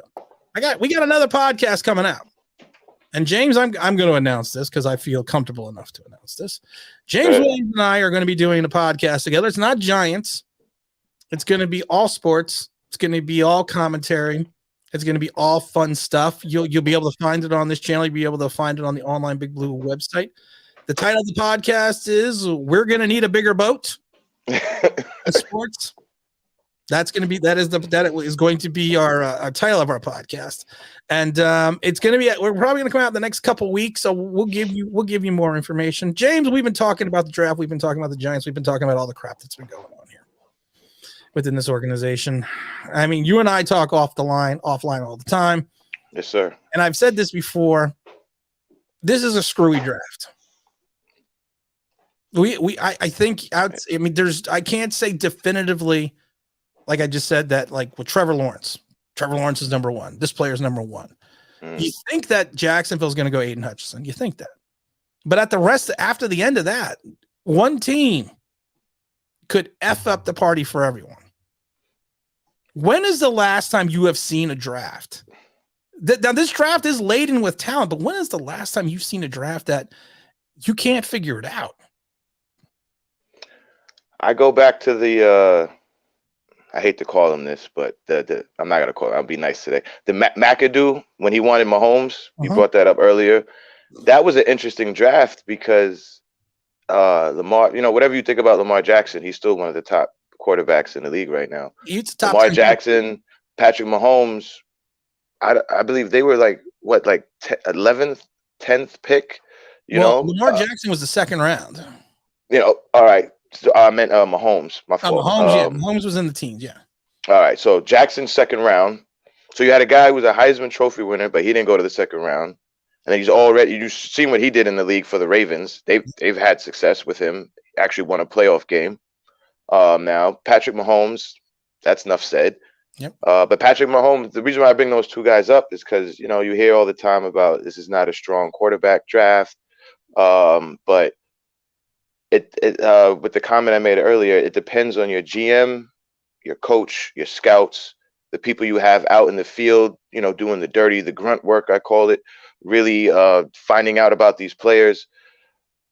There is no Joe Burrow, but that doesn't mean there's not a Patrick Mahomes steal somewhere in the draft, Again, I tell my Jackson was 32nd. He's right. Jackson was a 32nd pick. Oh, thank you, Mark. Thank you, brother. 32nd pick. So you're going to tell me that guy doesn't have talent? And, if we had him and we did what Harbaugh did and modeled the team and the offense around him, that we wouldn't have success the way they're having success. So it depends on if your scouts are doing their job.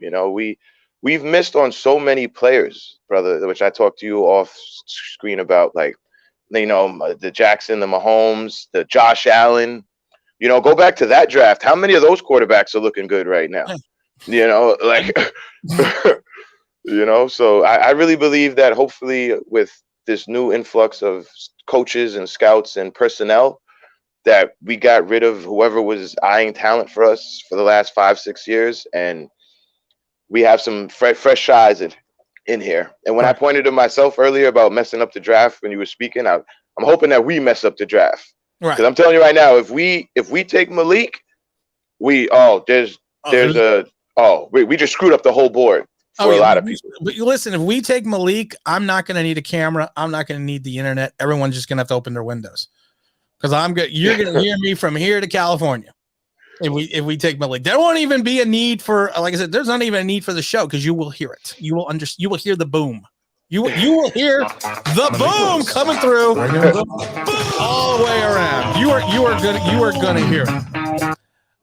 This is a good question. Vinny G's got a great question, and I've talked about this. Charles Cross may not be strong enough for the bull rushers in the NFL. If we take a tackle, it has to be one of the top two to be there that can't miss. And I've said this before when I was just talking about it. Charles Cross to me is the third best tackle in this draft. Yes, no doubt.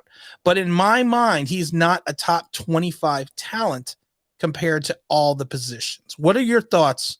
And I know, I think it's funny because I know your thoughts. Right, yeah. What are your thoughts on Charles Cross? If the Giants and I think it's a reach at 5 or 7. I think he's a good player. I think he will be a good player in the league. I'm not saying he's going to be a bust, or it would, be a total. He's going to be a bust. Total like reach if we took him. But like Shane said, like you said, like many of us in the chat. Shout out to everybody in the chat. We have so many needs. We have so many holes.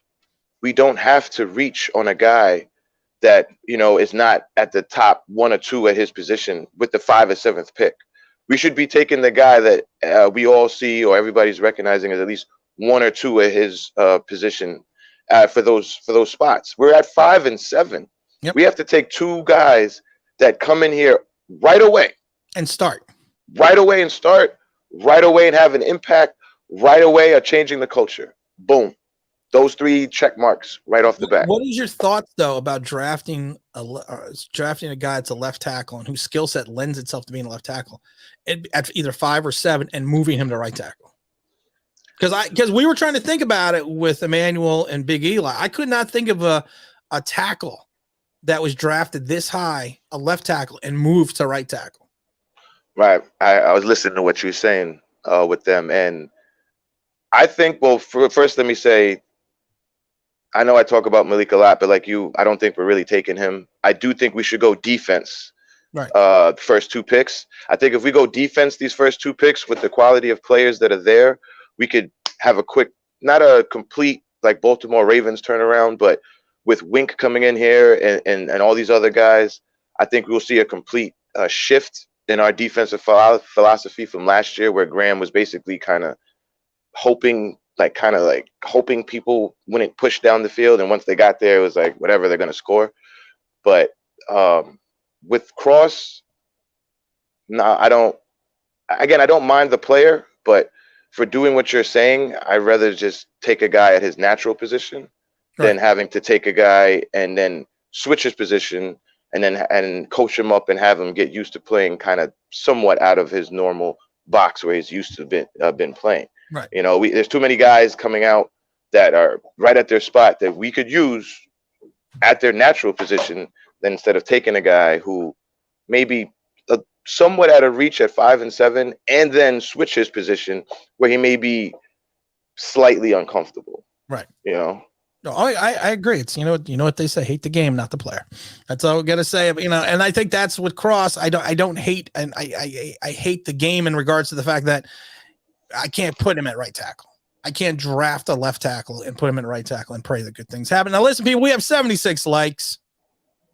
James isn't in the room right now telling you people to like, and other people in T-Brad are not in the room telling you people like. So like, I'm not gonna say any. You know what, James? Hit them likes, people. Hit them likes. Buttons.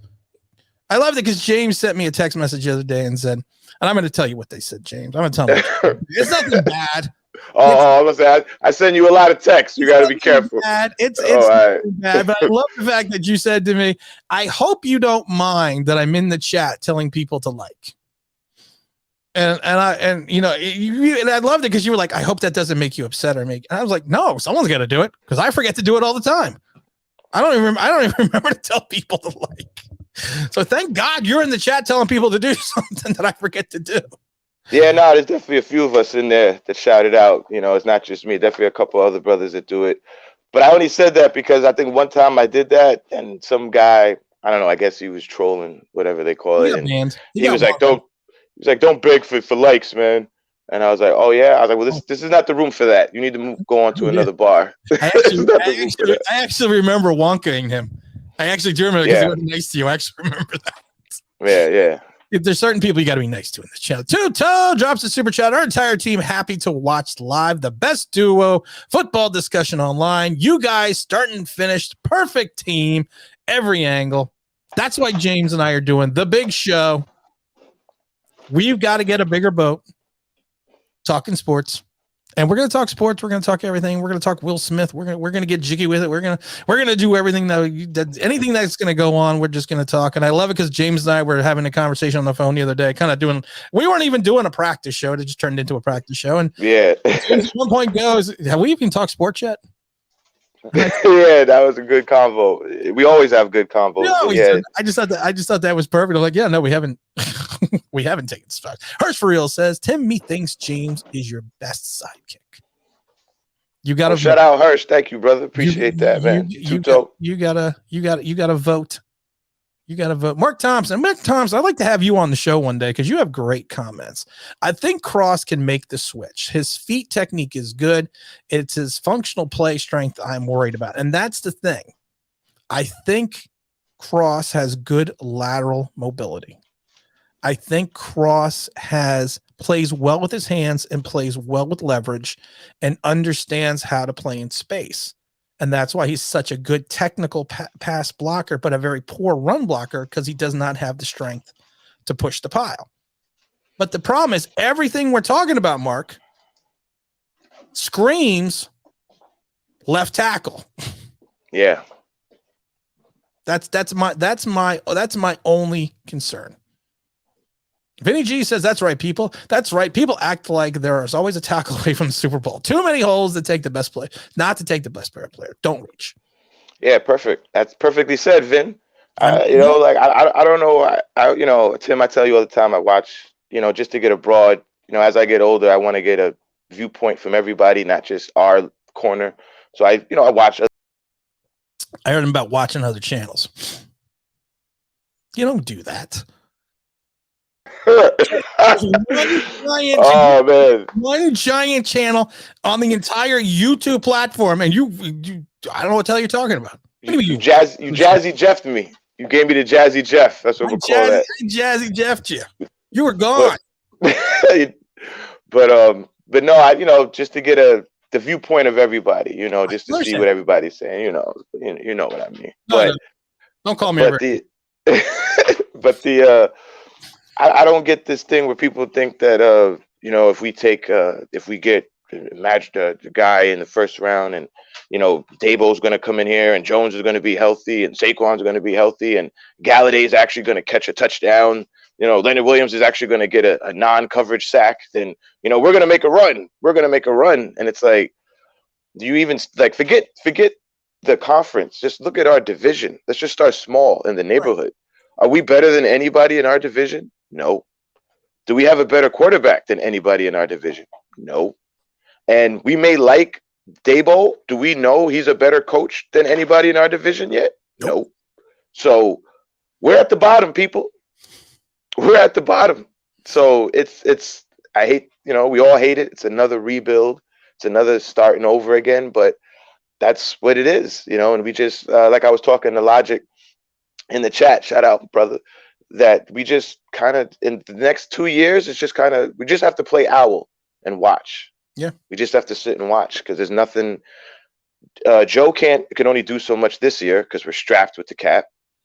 We're going to have money next year, but then you have to see how we spend it because just having money is not a great thing if you don't spend it right. If you don't, but that's the thing. Money is great if you don't spend it right. That's just like anything in life, That's the key. And we did not spend money right back in last year. We did spend money right going back a little bit when we picked up like Olivier Vernon and Jenkins and Snacks, but that actually made the playoffs. Made a run, had a good year for a year, and then it imploded because we never backed that talent with depth. And I think that's the issue. You know, Levent says, bro, you're wearing a dope hoodie, Adidas hoodie. Oh, thank you, brother. That is a nice Appreciate hoodie. that. Thank you, man. I actually was going to compliment you on your hoodie. Oh, thank you, man. Tim, you know you always got the cool stuff over there in your man cave you popping out with. Who the hell thought I was going to pull out the ruby slippers? Come on, who thought that was coming? Yeah, right. Oh, I want to ask you something. You know, for maybe, you know, you have greater knowledge on this cap stuff, or maybe somebody in the chat knows. We're so strapped with money, right? And I know we've made a bunch of bad signings and stuff, but we're so strapped with money. You see what the Rams have been doing the past few years? Like, they just add and add and add and add. And I just sit here and I'm like, all right, I know it's the Rams. I know it's LA now. It's the way they build their contracts. And the thing with the Rams is they get rid of their first round picks.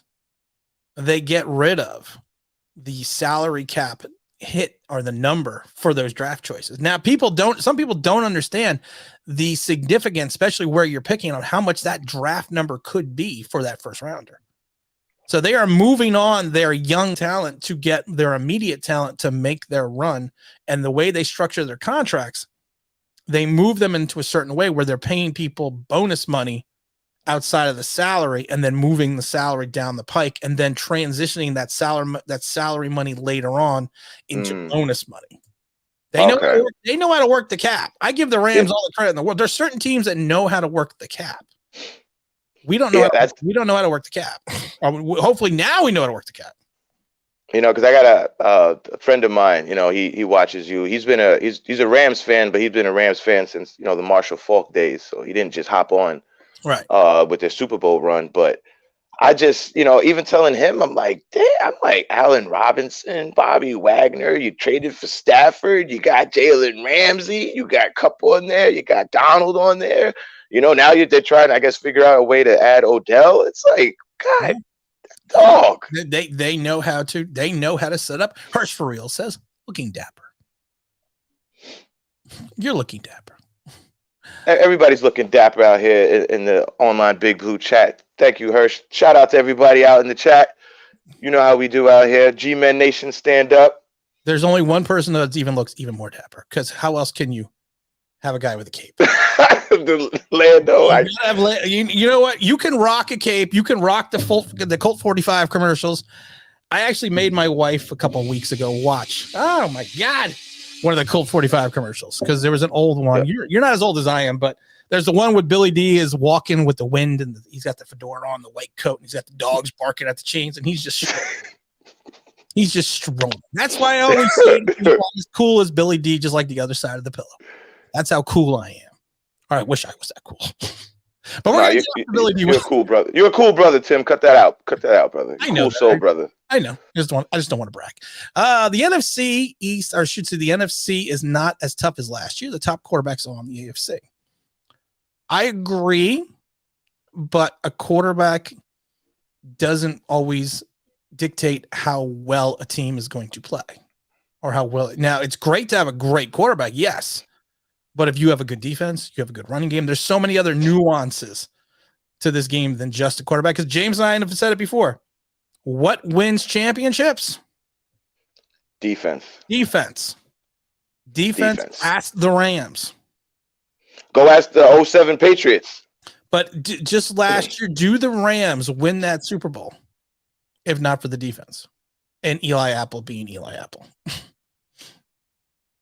Of course. Hey, you could also say, if it's not for the clutch play of Joe Burrow, of course, but the Bengals at defense, the Bengals, like you said, Eli Apple, that run they had. I mean, from that moment where, and we can hate on Eli Apple all we want, but he made that play at the end of the half where he stopped Tyreek Hill in that touchdown. That was a total momentum shift, and they kind of shut the Chiefs down in that second half. It's defense. You know, the Bills, you know, I love White Vic, shout out Josh Allen, you know, but Leslie Frazier, holy crap. You couldn't play 30 seconds of defense, you know, to stop them in the overtime. 30 seconds of defense, brother. God. It wasn't even that long. Man, 30 seconds. It wasn't that long. ECK says, I subbed to 4 giant YouTubers, including you. I'm just joking, ECK. I'm just Joking. People can sub to all the channels they want. I think there's more than one giant YouTuber channel. I think. I haven't been on YouTube in a while. I'll say this to everybody. You should go do yourself a favor. Go listen to some of the other some of Tim's contemporaries out there. Some of them are good. After they watch this video, then go. After you like and subscribe here and watch this video, then you go on down the road. Right. Yes. But you should go see. I tell people all the time, some people, they jump in the chat and they go, oh, this guy doesn't know what he's talking about. He's talking about Willis and showing dolls and talking about coffee. And I just go, hey, it's just like the old show Dragnet that I used to watch with my grandmother. Just the facts. Just the facts, ma'am. Just the facts, baby. Just the facts. Just listen to what he's saying. Go to somebody else's channel where they have like neon lights and masks and weird sound and all this stuff going on that's just for entertainment. But then when you listen to what they're saying, it's like, oh, this is like elevator music. It's just going in one ear and out the other. Mark Thompson says he might want to jump on. Here, Mark, I'm going to send you the link. Oh, I think I sent you the link. I don't know how this works. Mark, you got some good weather too, brother. Where you at? He's got good weather. Mark, I dropped a link in the chat. If I could stay on a little bit longer, not much longer, but I can stay on a little bit longer. Because I would like to talk to him. I'd like to talk to Mark because Mark's always got some great comments. But Zach Attack is man. He's back in the hotel room. He's in Pennsylvania. He's in Eagle County right now. Well, what up, Zach? Zach is. I was wondering. We need Zach. We need the Googler. Even though Emmanuel did pretty good with the Googling. No, he did. Emmanuel came in, helped run the show, and Googled. Dom, I'm looking at you. And he Googled from his phone while he was on the show. Don't worry, Dom. Your spot is secure, man. Your talent evaluator of Poppycockers. Dom who? Who's Dom? Dom Don Juan, talent evaluator of Poppycockers. Very important position. That is a very important position. And ECK says we need a Ram. We need a Rams capologist. We do. But we do. I think we got the guy over from Philly coming in. We have the. I'm not even saying who. I'm not even going to talk about our former capologist. Please. I'm going to mention the name because I don't want to put any bad will out there. No, but I think we're going to head into the right direction. I think it's really going to where it's going to go. What do we got here? We got Tyrone too. Is a good question. If we are really going to move on from Daniel Jones, why not do it this season? I agree. Move on. Don't wait another year. And how many now? You've watched a lot of NFL, James. Yeah. How many teams have held on to a quarterback? And I'm not even say a quarterback, but a rookie quarterback too long or a quarterback too long. Oh, Mark's in the room. I'm going to answer that question, but Mark is in the room. Mark is smiling. He's looking dapper. He's got no clue what he's about to get himself into. Well, Mark. Welcome to the party, pal. Mark, I give you. Welcome to the party, pal. I give you all the credit in the world for stepping up and stepping in. You always got the great comments. I always enjoy when I see the Mark Thompson comment pop up because I know it's something good. Well, thank you very much for letting me come on to the show. I'm here in Barbados, so that's why I said you might be jealous of the weather. I know that's why when Mark said he wanted to come on, I was like, wait a minute, Mark's in Barbados. Oh man! So we're gonna hate you even more. Sorry about that. Can you turn down the background because I'm hearing myself in the headset. Oh, sorry. Let me. I had it on speaker, so let me put on my. I don't love hearing on my headphones. Put on the headphones. Not that I don't love hearing myself talk. Everybody's got good weather with us. I've got my 4-year-old son in the background doing stuff. That's okay. Mark, you always have you can hear me? Yes, I can hear you good. Oh, it's much better. You always have. Oh, he's going to show the window. I was going to show the window, but he's going to show the window. Mark, if you want to get hated, that's probably the best way to do it. Especially where here it's cold and raining in April. Yeah, I'm sorry about that. I spent 7 years in New York, so I have every idea what you're talking about. You have an idea now, Mark. You always have these great comments, and I want to talk to you about the draft. And I'm glad you came on, and I know James has probably got some questions for you too, because you're always in the chat. I mean, this draft is we've said it before, this is a weird draft. This is a screwy draft. I mean, I have no clue. You cannot pontificate and say this is definitely a way this draft is going to shake down, definitely where this draft is going to fall. Where do you think the Giants are going to end up at 5 and 7? Do you think they're going to keep both picks? Do you think it's going to be a trade? Where do you think they go? Because even Deshane said, we got so many holes, we could draft the best player available. I think that's a really hard question. There's so many moving parts.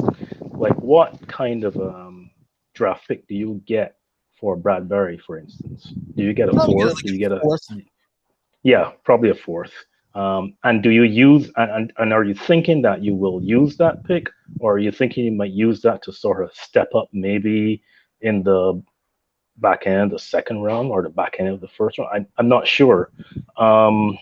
Certainly, we know the major needs are right tackle, edge, and corner. Right now, safety is a kind of a sneaky one too. Tight end, but right, well, we definitely know tight end. But as far as from a sort of a team structure perspective, and especially because Dable does at least about 75% 11 personnel, you're probably not so concerned about the tight end bit, right? Even though you do need a tight end, you might not be so concerned about the tight end. So I think depending on who the tackles are at 5 or 7, it will dictate what we will do. I'm not even thinking edge bit. I'm thinking more about the tackles. But so if we can then possibly we could slide down. But I wouldn't be surprised, and I said in the chat, I wouldn't be surprised if we went edge and corner and pick a right tackle later on, because you can get a decent right tackle later on.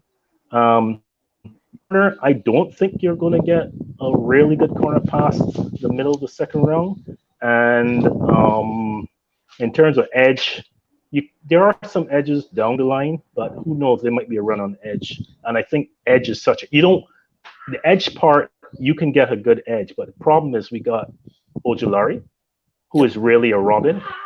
And it doesn't make sense to pick an edge to me unless it's a Batman. So why would you want to have two Robins, right? I think you want to have a Batman and a Robin. So you want to get someone like Thibodeau or something of that nature, or I like Jermaine Johnson. I really like him. I keep hearing Johnson. And you're right. Two Robins don't make a right. But I'm going to say that, everyone's talking about Johnson. I talked about this the other day. There's always a Zach Bond in this draft. And for the Giant fans, Zach Bond 2 years ago, you had some Giant creators and people on Twitter and stuff wanting to draft him in the first round. And then he went into the fourth. And then I believe he went to the Saints, and he's done nothing in his career. And I keep thinking that Johnson, to me, and I'm not degrading his talent. I just I got the Zach Bond feel with Johnson. Yeah, you could be right. I mean, but people are pushing Trayvon Walker like so high. I can't believe it. I don't even understand. I don't understand why. I can't get that figured out. I'm not saying that he's not, okay, he's a great athlete and all that. But I mean, and he could well project to be the best edge in the draft eventually. But right now, if I'm picking that high, I want to know that you've done it. Right, you get that. So we got Hakeem dropping into this is killing me. This is the first time where I could say, "Hey," and Tim tells me, "You're always show up late to the stream." Hakeem, you're always late. You are always late to the stream, but I always love seeing when Hakeem comes in the room. Scotty's jumping in the room. Of course, we got the 3-2 in the room.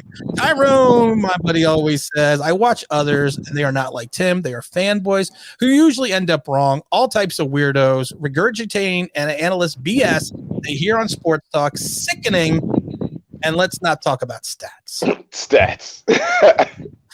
The Pro Football Focus. Mark, do you look at Pro Football Focus at all? Do you use any of that information? Yeah, I do, but I mean, it's weird. Pro Football Focus, everybody complains about it, right? And it's true. They have some good areas where they're good, and then they have some areas where you kind of wonder, like, what were they thinking? But the problem is is that they're the only ones doing that sort of comprehensive stuff. So until they get like a competitor, like that's something that somebody should do. Someone should come up with another way of really analyzing football to the extent that Pro Football Focus does. And maybe you have something there. Maybe that's some money to be made. I don't know. James, write that down.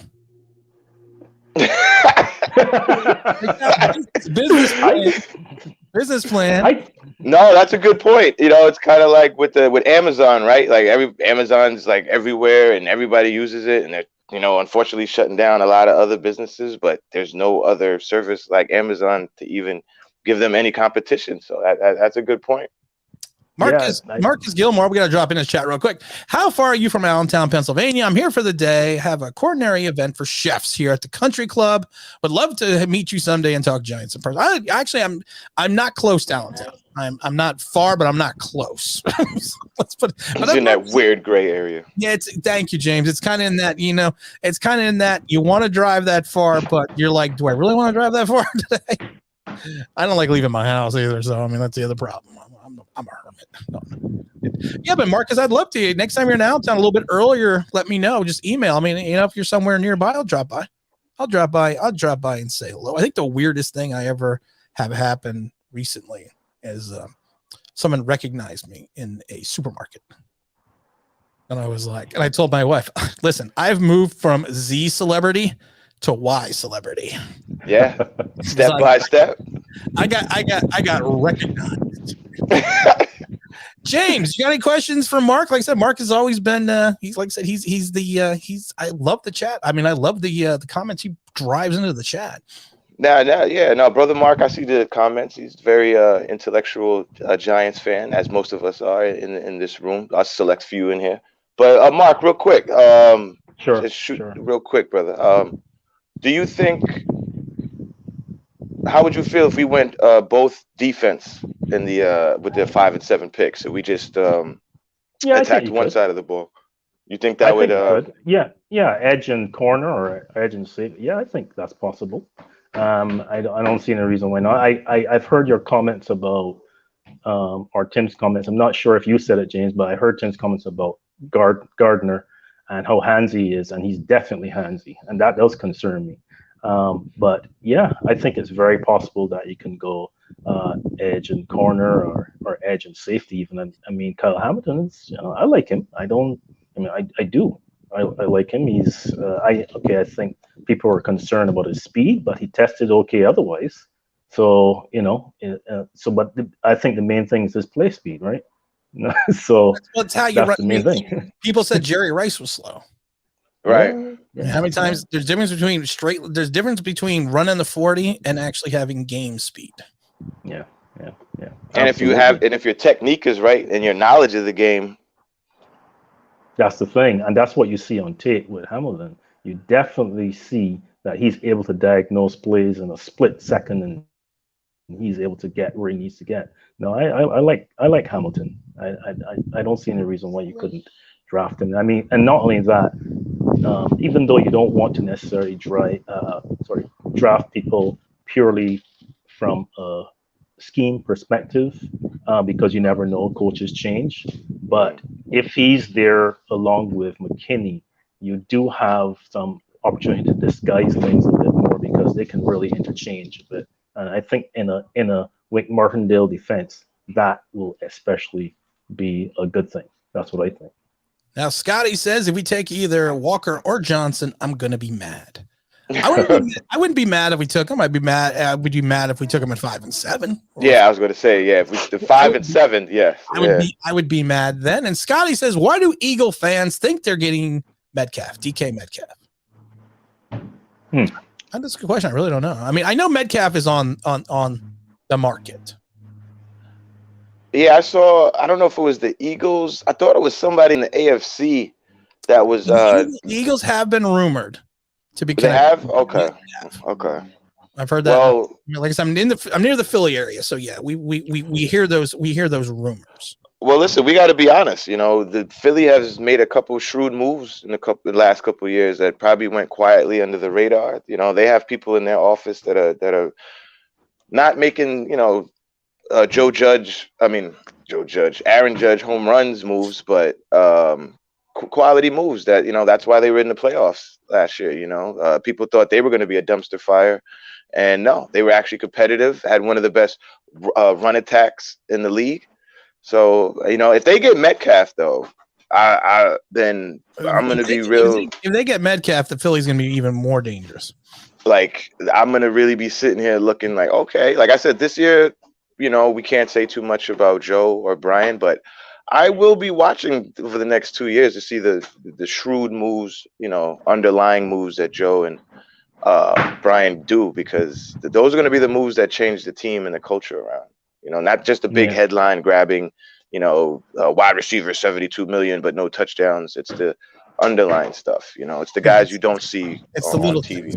Yeah. Yeah, the little ones and the medium ones. I mean, okay, I don't want to go back, but just as an illustration, I mean, Gettleman, when he brought in Martinez and Bradbury, those were good signings. Yeah, those worked out good. They worked. But then he doubled up. So I'm like, when it went to Kyle Rudolph, I was like, what are you doing? I'm thinking to myself, what are you doing? It's like overkill. And I didn't think we were ready for that, and I didn't understand. But I guess desperate move. Then you find out he's got an injury, and then you don't say, well, let's void the contract or restructure. You're just like, well, we'll just give him the money. It's okay. Yeah, it'll be all right. It'll work. We're the Giants who do the last 2 years of his career. What could possibly go wrong? Yeah, I don't know. We were like the YMCA of free agency the last couple of years under Gettleman. My fault, Mark. I didn't mean to cut you off, but we were like the YMCA, where it's like, Leonard Williams. We watched that guy play in our own stadium for years, and then somehow our GM thought, oh no, that guy will come over here and he'll turn it around. What? He'll be all right. Whatever he did the first 4 years of his career doesn't matter. That's what he's going to do now. What? And the first year he gets a half a sack in 8 games. Oh well. Anyway, we're moving on, right? We're going forward. We're moving on. We are moving on. That's right. Mark, I'm going to have to drop you off here because I got a couple other people that want to jump in before I got to get out of here. I appreciate it. Coming in all the way from Barbados. That's why I was kind of curious to talk to you. I always remember you're from Barbados. I'm always like, it's just the weather. Plus the fact you got some awesome chats. Like I said, next time we come around, and if you want to jump on the draft stream, which is going to be April 23rd, email me at tim@onlinebigbblue.com, not Gmail, but just online.com, and we'll have you on the draft show if you're interested. Cool. Okay, I'll do that. Thank you. That's the day before my birthday. Well, happy birthday. Oh, happy early birthday. Happy birthday. All right, cool. Good. All right, thanks, Mark. It's always great that we got people from Barbados. We got Tuto coming in. We got everyone all over the world. Mr. Samuel says, Tim, do you think there's a chance we take Willis? If Carson Strong drops us in the second round, do we take him? I'm not a Carson Strong fan, James. Or Sam Howell. I don't want that guy. I'm not Sam Howell either, but to me, Carson Strong looked, for all the people that said that Malik Willis looked good in shorts and a t-shirt at the combine, Carson Strong would look terrible. Carson Strong did not look, and I've said the same thing before. What do you say about the guy that looked terrible in tank top and shorts? Well, listen, if you can't look good in tank top and shorts, just practicing, then how are you going to look in pads and in a real uniform? Yeah, and my biggest issue with Carson Strong was he had no touch on the sideline passes. Oh God, I leave and you only have like 46 likes. Like the channel, my wife is yelling at me. Oh, you gotta do what the wife says. Damn it, James! Like the channel, honey. I love you. It's James's fault. He's admitted it freely. Yes, I'm sorry, Miss Online Big. I'm not in the chat. I'm actually on video, so I'm not in the chat to pump up the hit that like button, y'all. We jumped up. Smash that like button. We are not leaving until we get 100. And we're not leaving then. We got 91 right now. So we did jump up. And we got CockerCast dropping in. CockerCast, if you don't know, you get the CockerCast merch at onlinebigbblue.com. You can go into the store. Vinny G, so what does Vinny G got going on here? The Giants have had a number of players that can't stay healthy. It's unfortunate, but certain players, they miss time next year, and it's definitely go. Yeah, I mean, I think that's the problem with the Giants. And I know, James, people talked about the turf. And I always the turf monster. I always think the turf is a stupid excuse. Because I've heard people say, well, look at the Achilles tears. Well, that's a repetitive stress injury. It has nothing to do with the turf. They talk about Daniel Jones. It's like, well, Daniel Jones never got hurt at MetLife. I mean, talk about Saquon Barkley. He got hurt in Chicago. Isn't that funny? Yeah. Oh, and in Dallas, right? Saquon, where they had that freak play where the guy like just bumped him. Yeah. That was because of a bad throw from Daniel Jones. That was so crazy, man. I was like, what was that? So I can't sit there and pontificate. I mean, injuries are the part of every sport. But like I said, to me, because I think fans such as ourselves and Vinny G, you want to find a reason why we have these injuries, reason why that these are causing problems, and it's not the turf. And I think because the team was so bad and the culture was so bad, we just had a couple guys who some Sundays woke up like, I can't go. I can't go today. I can't go. Rotator cuff is out of place. Yeah, I mean it's I you don't want to say that about people, but yeah, I said it. I think in the last 3 weeks, a lot of guys quit on Joe Judge. Listen, I'll say it so you don't have to. You be the scholar and the gentleman. I'll be the scoundrel. But that, if anybody remembers, what game was that with Kenny Galladay where he went to reach for a pass, he missed it, and then he was on the sideline, and a guy came by and just gave him a little bump, and then all of a sudden, 3 plays later, he was like, I have a rib injury. I'm out the game. Yeah. And I was like, what? I remember. I remember that. You're right. And I'm like, that was after the play. And the guy literally just walked by him. It was like, yep. Kenny Galladay's out with a rib injury. I don't think he's going to come back. I was like, what? Yeah, I mean, and he missed like 2 games, or he missed another game. Herschel says Eagle fans all would boo Santa Claus. They've actually threw snowballs at Santa Claus. I was there for that game. And batteries too, right? Yeah, everything in Philadelphia, man. Mike Williams says, what do you think of Taysom Hill? Taysom Hill is going to be a full-time tight end now. I was going to say that the tight end? He's a tight end now. The tight end? Yeah, they paid him quarterback money to be a tight end. That was my boy, I don't know, my boy is crazy. Like, he loves the mobile quarterback thing. So he was like, nah, man, I think Taysom Hill, I think he has a chance. I was like, oh yeah. I said, that's why they're moving him to tight end. And they re-signed Jameis coming off an injury. Okay. No, I don't think it's a bad thing. What do you say? I like Mr. Albert says, I like Stingley because of Farley. I'm scared of taking a quarterback with injury history in college. Ooh. This is online Big Blue Rummy something. Oh, I was getting ready to jump off too. I like your phone. I like where it is. I got coffee and a Pretzel Factory pretzel. Oh, that's good. That's the joint right there. The big soft pretzel. With the cheese, man. With the cheese. With the cheese whiz. Oh my goodness. That's what I need, another cup of coffee. Actually, I do need another cup of coffee. It's a long day. But yeah, they thought so much from. But like I said, I worry about Stingley. I like Stingley as a player.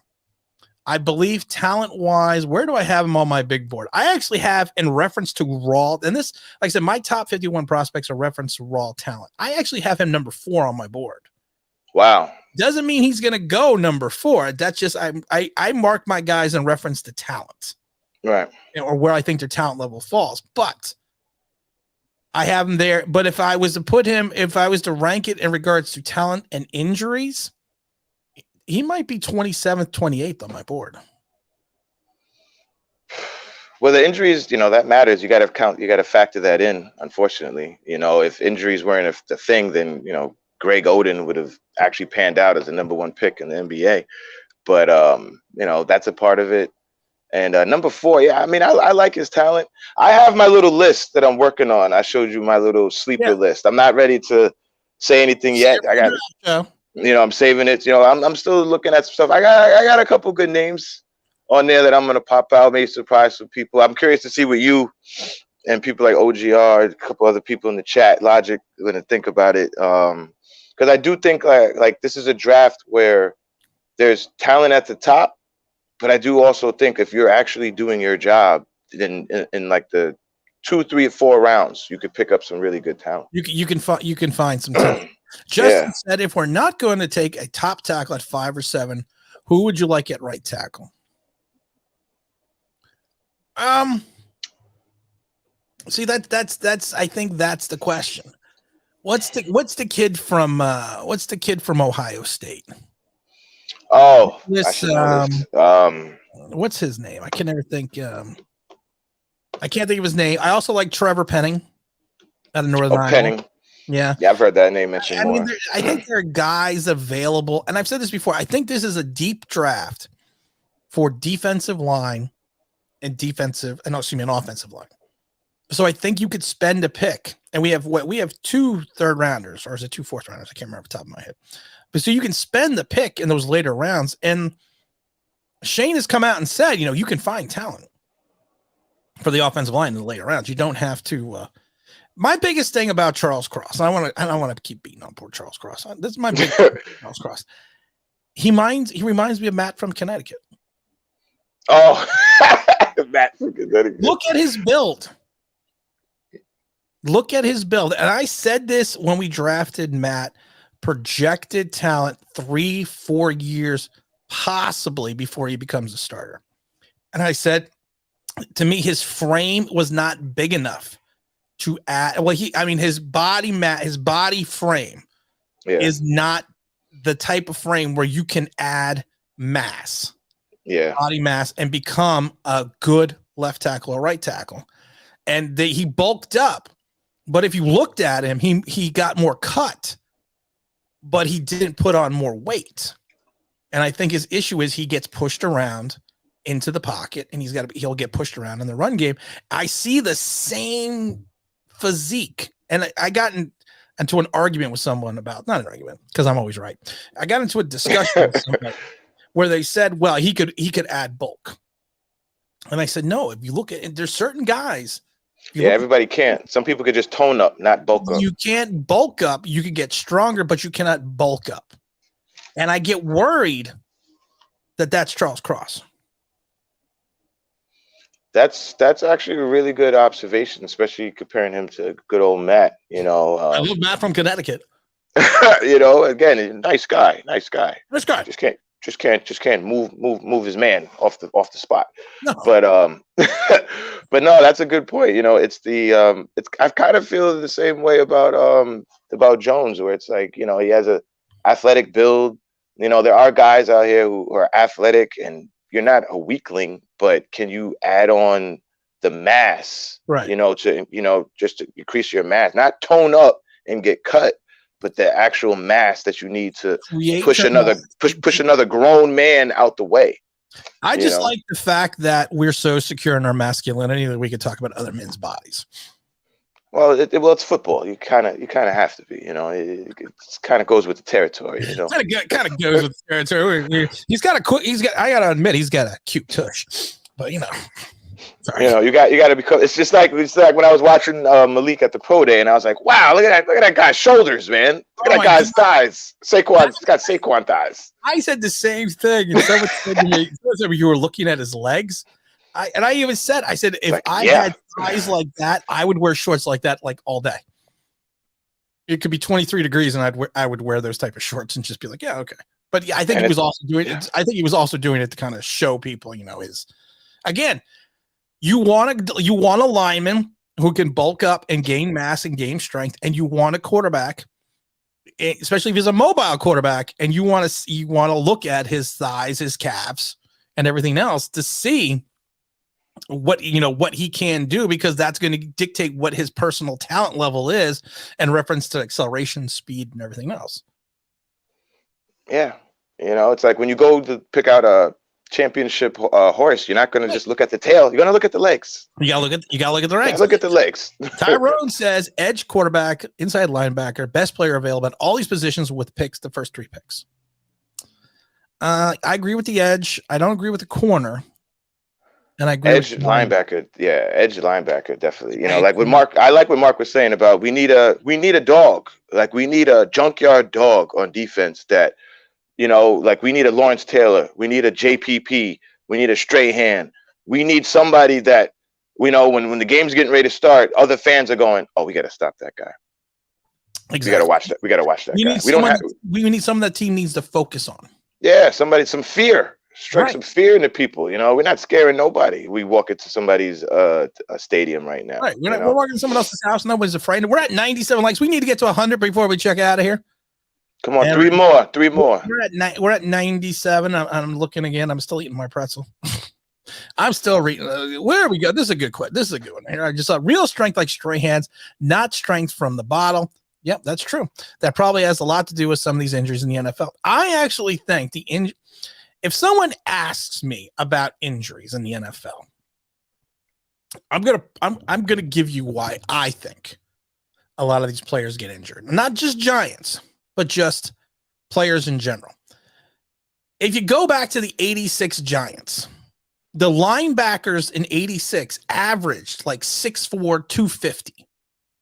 Average, which is big for now. Even now, that's big. Right. But they never got hurt. And they were in the gym, they were in the weight room, but they weren't into the gym, into the weight room to the extent that people are now. The physical fitness is different. And I have this feeling when you build up, and I think it's actually a proven fact, when you build up your muscles, when you build up your mass, when you build up your body to a point where you need to have an explosive movement for short periods of time, and you do that repetitively, because of the fact that your muscles and your tendons are so tight because you've built them up so much, it allows them to have more muscle injuries, more hamstring injuries, just more tears in the injuries itself, because of the fact that you kind of reach a point in I guess in genetics or physics where your body just reaches to a point and to a level where it can only go so far. And I don't know if people are doing it chemically, but then you're trying to enhance yourself above that. And your body and your frame the human body is only designed to handle so much size, mass, and strength, to the point that it breaks down as the NFL has turned into a full-time job. Like I said, back in the 80s, some of these guys had, even early 90s, some of these guys had jobs in the off season. Yeah. Because they weren't making the salaries. But now that it's a full-time job, it's a full-time conditioning, the bodies of these athletes now have just reached a point where it's like you're at maximum stress. And then you are going to do into a sport where it is 45 seconds of standing around for 3.5 to 4 seconds of explosive movements. And then you're doing that 40, 50, 60 plays a game. I think that in my mind, and like I said, I'm not a doctor. My wife has a degree in biology and microbiology, so she knows stuff, but I don't talk to her about it. But that's kind of what I feel the way that it went or is going now in the NFL and baseball, and even to extent basketball, because then you look at someone like Zion. I was going to bring him up. Zion has got this huge frame on this body. And there have been other players. Joel Embiid was the same way, where you have stress fractures in your feet, and it's the metatarsal or metatarpal, or whatever it's called, in your foot that always cracks because you're putting so much stress on that because of the fact that you have too much mass or strength or muscles, because muscle, of course, weighs more than fat on your body. Some people don't know that. No, they think fat weighs more. I just came up with that. You just made that fact up. No, I know the muscle weighing more than fat. I know. I mean, I just came up with that take right now. God, I'm awesome. No, that's a great take. I think also is the thing of athletes today, like they're naturally more, how am I saying this right? Like they're more athletic. Like players in all sports can do things now that, one of the things that made Michael Jordan such an awe back in the day was like there was nobody able to jump like him and just hang in the air and do those things. Now you watch, then years later, Vince Carter, Tracy McGrady. Now you get guys like LeBron. It's like the bodies are like, it's like, wow, they could do all these things now that players, like you said, in the 80s couldn't do. But I think on the flip side is players are more focused on the strength, the bodybuilding part. But just like, when you go to the gym, or anybody in the chat, you go to the gym, most dudes, what are we doing? We're worrying about the upper body. We're not worrying about the legs, the core, the lower half, the foundation, your cardio. I think everything what you were saying, I was sitting here thinking, going, wow, that's a good point, that you focus so much on one aspect of it that you're not taking care of the whole foundation. You're not taking. That's a great way to put it. You're not taking care of the foundation. The foundation, and I think also a lot of these kids, younger players, they're not. It is a full-time job now where you can, just play in the NFL. You don't have to do any side jobs or anything. But and again, you can't prove it. But again, I'm just practical, and I know a lot of these guys are not doing the LeBron year-round training, spending their salary on proper trainers, not just trainers to have fun. I'm not going to talk about that, but proper training, like actually taking care of their bodies year round. Like, not saying you can't take a year off and have some cupcakes and pretzels. We're not looking at you, Deshaun Watson. Yeah, no, I'm not going to say anything about that. I'm just saying, you want your trainers to actually train, not, just be a beautiful object in the room. But, I just don't think athletes are handling their bodies in the off season as well. I think they're waiting to come into, when the workouts and team workouts begin, then it's like, oh, okay, now I'm going back to work. Right. But whatever you were doing, look at Ben Simmons. How has Ben Simmons not played in the NBA for a year? And he has a herniated disc allegedly or something. Like, what were you doing? How does that happen? I don't know, but Mike's got a great point. I don't even know if this is true, but maybe it is. The Bills don't do squats once the season begins. They have fewer injuries.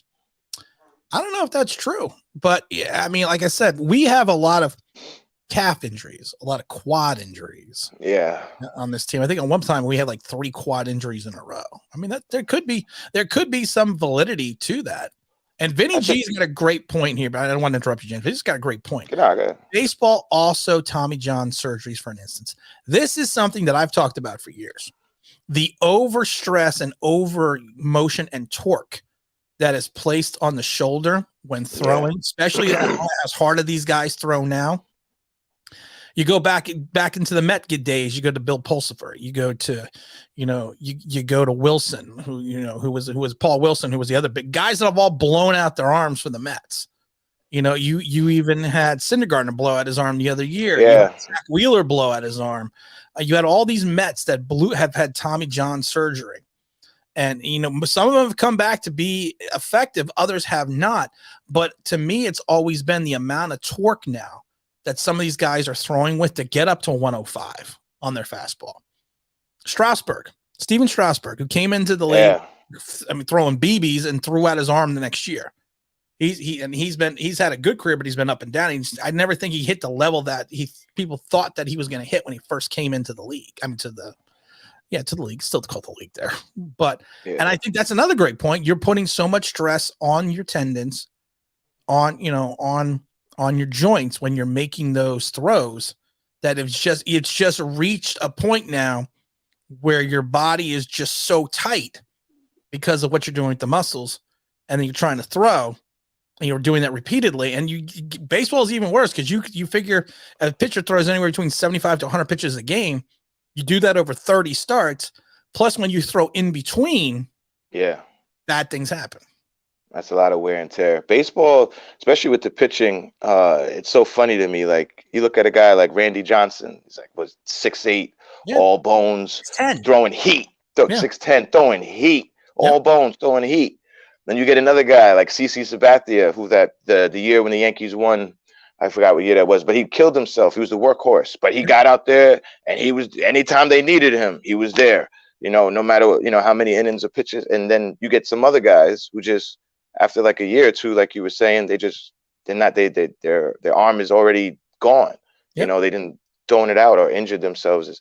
Pitching is definitely something that I'm still in awe of, as far as physical feats. Obviously playing quarterback, throwing the ball 70 yards is amazing, but pitching, to stand there and you're just hurling this thing 90, sometimes 100 miles an hour down into this little box, get a guy swinging a bat at it. I can't imagine after, when your career is done, how your shoulder must feel. You must feel like you can't even feel like playing pitch and catch with your kids in the backyard. Yeah, after doing that, Kareem's got to go. Flexibility and mobility in the joints and tendons also matters, and I agree. And I think the extra weight, because of the mass, because of the muscle, is putting the stress on the joints and the tendons. To me, athletes can only get so big before you start to break down. Vinny G's got a great one here. Also think it's a pampering his players. Well, Ronnie Lott cut off his finger. I got to go back in, coach. That was a little psychotic. I remember that. That was kind of like stepping over the line. His finger. I respect it though.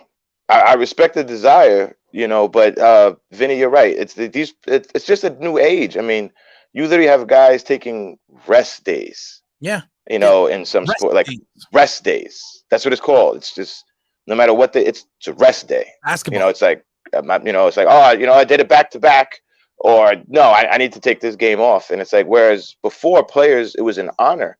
Like I heard Larry Bird in an interview saying, there would be games where I'm beat to hell. I'm, my shoulder is like really injured. I need to ice it, and no, I got to go out there and play. I got to play against Dominique. I got to play against Magic. I'm not going to let my teammates and my fans down. I don't think it's not that same. Athletes are more self-centered, worried about the brand, right? Because, you can have a brand now so easily that it's not about the team or the fans or just the culture. It's, I got to look out for myself. I've said it a million times. Leonard Williams to me plays for the name on the back of his jersey, not the name on the helmet. And I've said that about Leonard Williams. There's a lot of Leonard Williams in the NFL. Let's see. Insider Super Bowl contending Bills cut squats from their workouts during the season, and the trainers say that may explain why they have least injuries in the play NFL. Oh, I didn't know that. That's actually a great point. We're gonna grab out two questions here, James, and we're gonna roll out. Follow other YouTubers on Giants like Bad Dog, etc. I've been checking you out lately. Keep it real. You keep it real. I like Bad Dog. Yeah, Bad Dog is dope. Bad Dog is dope. Bad Dog was on the show. Bad Dog was on the show 2 weeks ago. I go on Bad Dog show every couple months, which is always fun because the joke with Bad Dog and myself is the fact that he always says, "Come on," and I'll only keep you on for an hour, and then like 3 hours later, we're still talking. That happens when you got two people that just love the Giants so much and both can talk for an extended. And both know what they're talking about. Like I said, I really don't watch YouTube. I've said it a million times. I do watch when Bad Dog puts out a video, not all the time, but I would say, maybe like 20-30% of the time. It's funny though, because I actually enjoy, and I always do watch his Yankee videos because while he has a passion for the Giants, his Yankee shit sometimes out of control. Yeah, no, he loved the Yankees. Real quick, I kind of busted his chops. They did a Yankee video. He was ranting about Cashman, and I just left a comment. And I was like, it's all right, man. All you pinstripe brothers, you come over to the Cohen side of town. We're taking over. It's all right. You guys had a good 100-year run. Whatever it was. It's all right. I was just injuries, man. We lost DeGrom and Scherzer. Oh, please. I don't. It's just Mets luck, It's just Mets luck. I don't even want to. I was gonna leave a comment in there like, "Oh, great!" It's like Max and DeGrom are already like nicked up, and they called me to start opening day. Please don't joke. We may need you for some bullpen action later in the year, please. I was a horrid baseball player. Dehydration needed. I like this question because my wife laughs about this. OJ was and is always dehydrated. He claims he hates water. That's why he doesn't drink it. Newsflash: a professional athlete needs water. My wife saw that comment with OBJ that he doesn't drink water because he hates the taste of water. Now, my wife's not a big fan of water either. She puts lemon in it and stuff like that, but I just laughed because she was like, he's an athlete. How does he not drink water on the sideline or Gatorade or something? The whole no water thing, there's certain things in life as I get older, I'm not touching that. I'm not going to argue with you about certain things. If you're going to tell me that there's better substitutes than good old fashioned H2O, especially when you're an athlete, it's like, okay, you go to the Kyrie bus where you want to tell me that the earth is flat. You go to that bus. You go to the Crazy Town bus. Yes, because I'm not even Nutsville, and then you go, you go that way. That's crazy. Water is water. You need water to live. The planet is like 70% water to live. That's it. We're gonna use that one as the last quote. I That's good. We're gonna close it out. That Tyrone's got a baseball quote. I'm gonna actually do a Mets video on Monday. Gave up a lead with Solar. I think Cohen's Mets are. I think you know what I worry about this, Tyrone. I'm a big Met fan, and Same here. We had high hope. We had high expectation. We're talking about that big trade now with the Padres.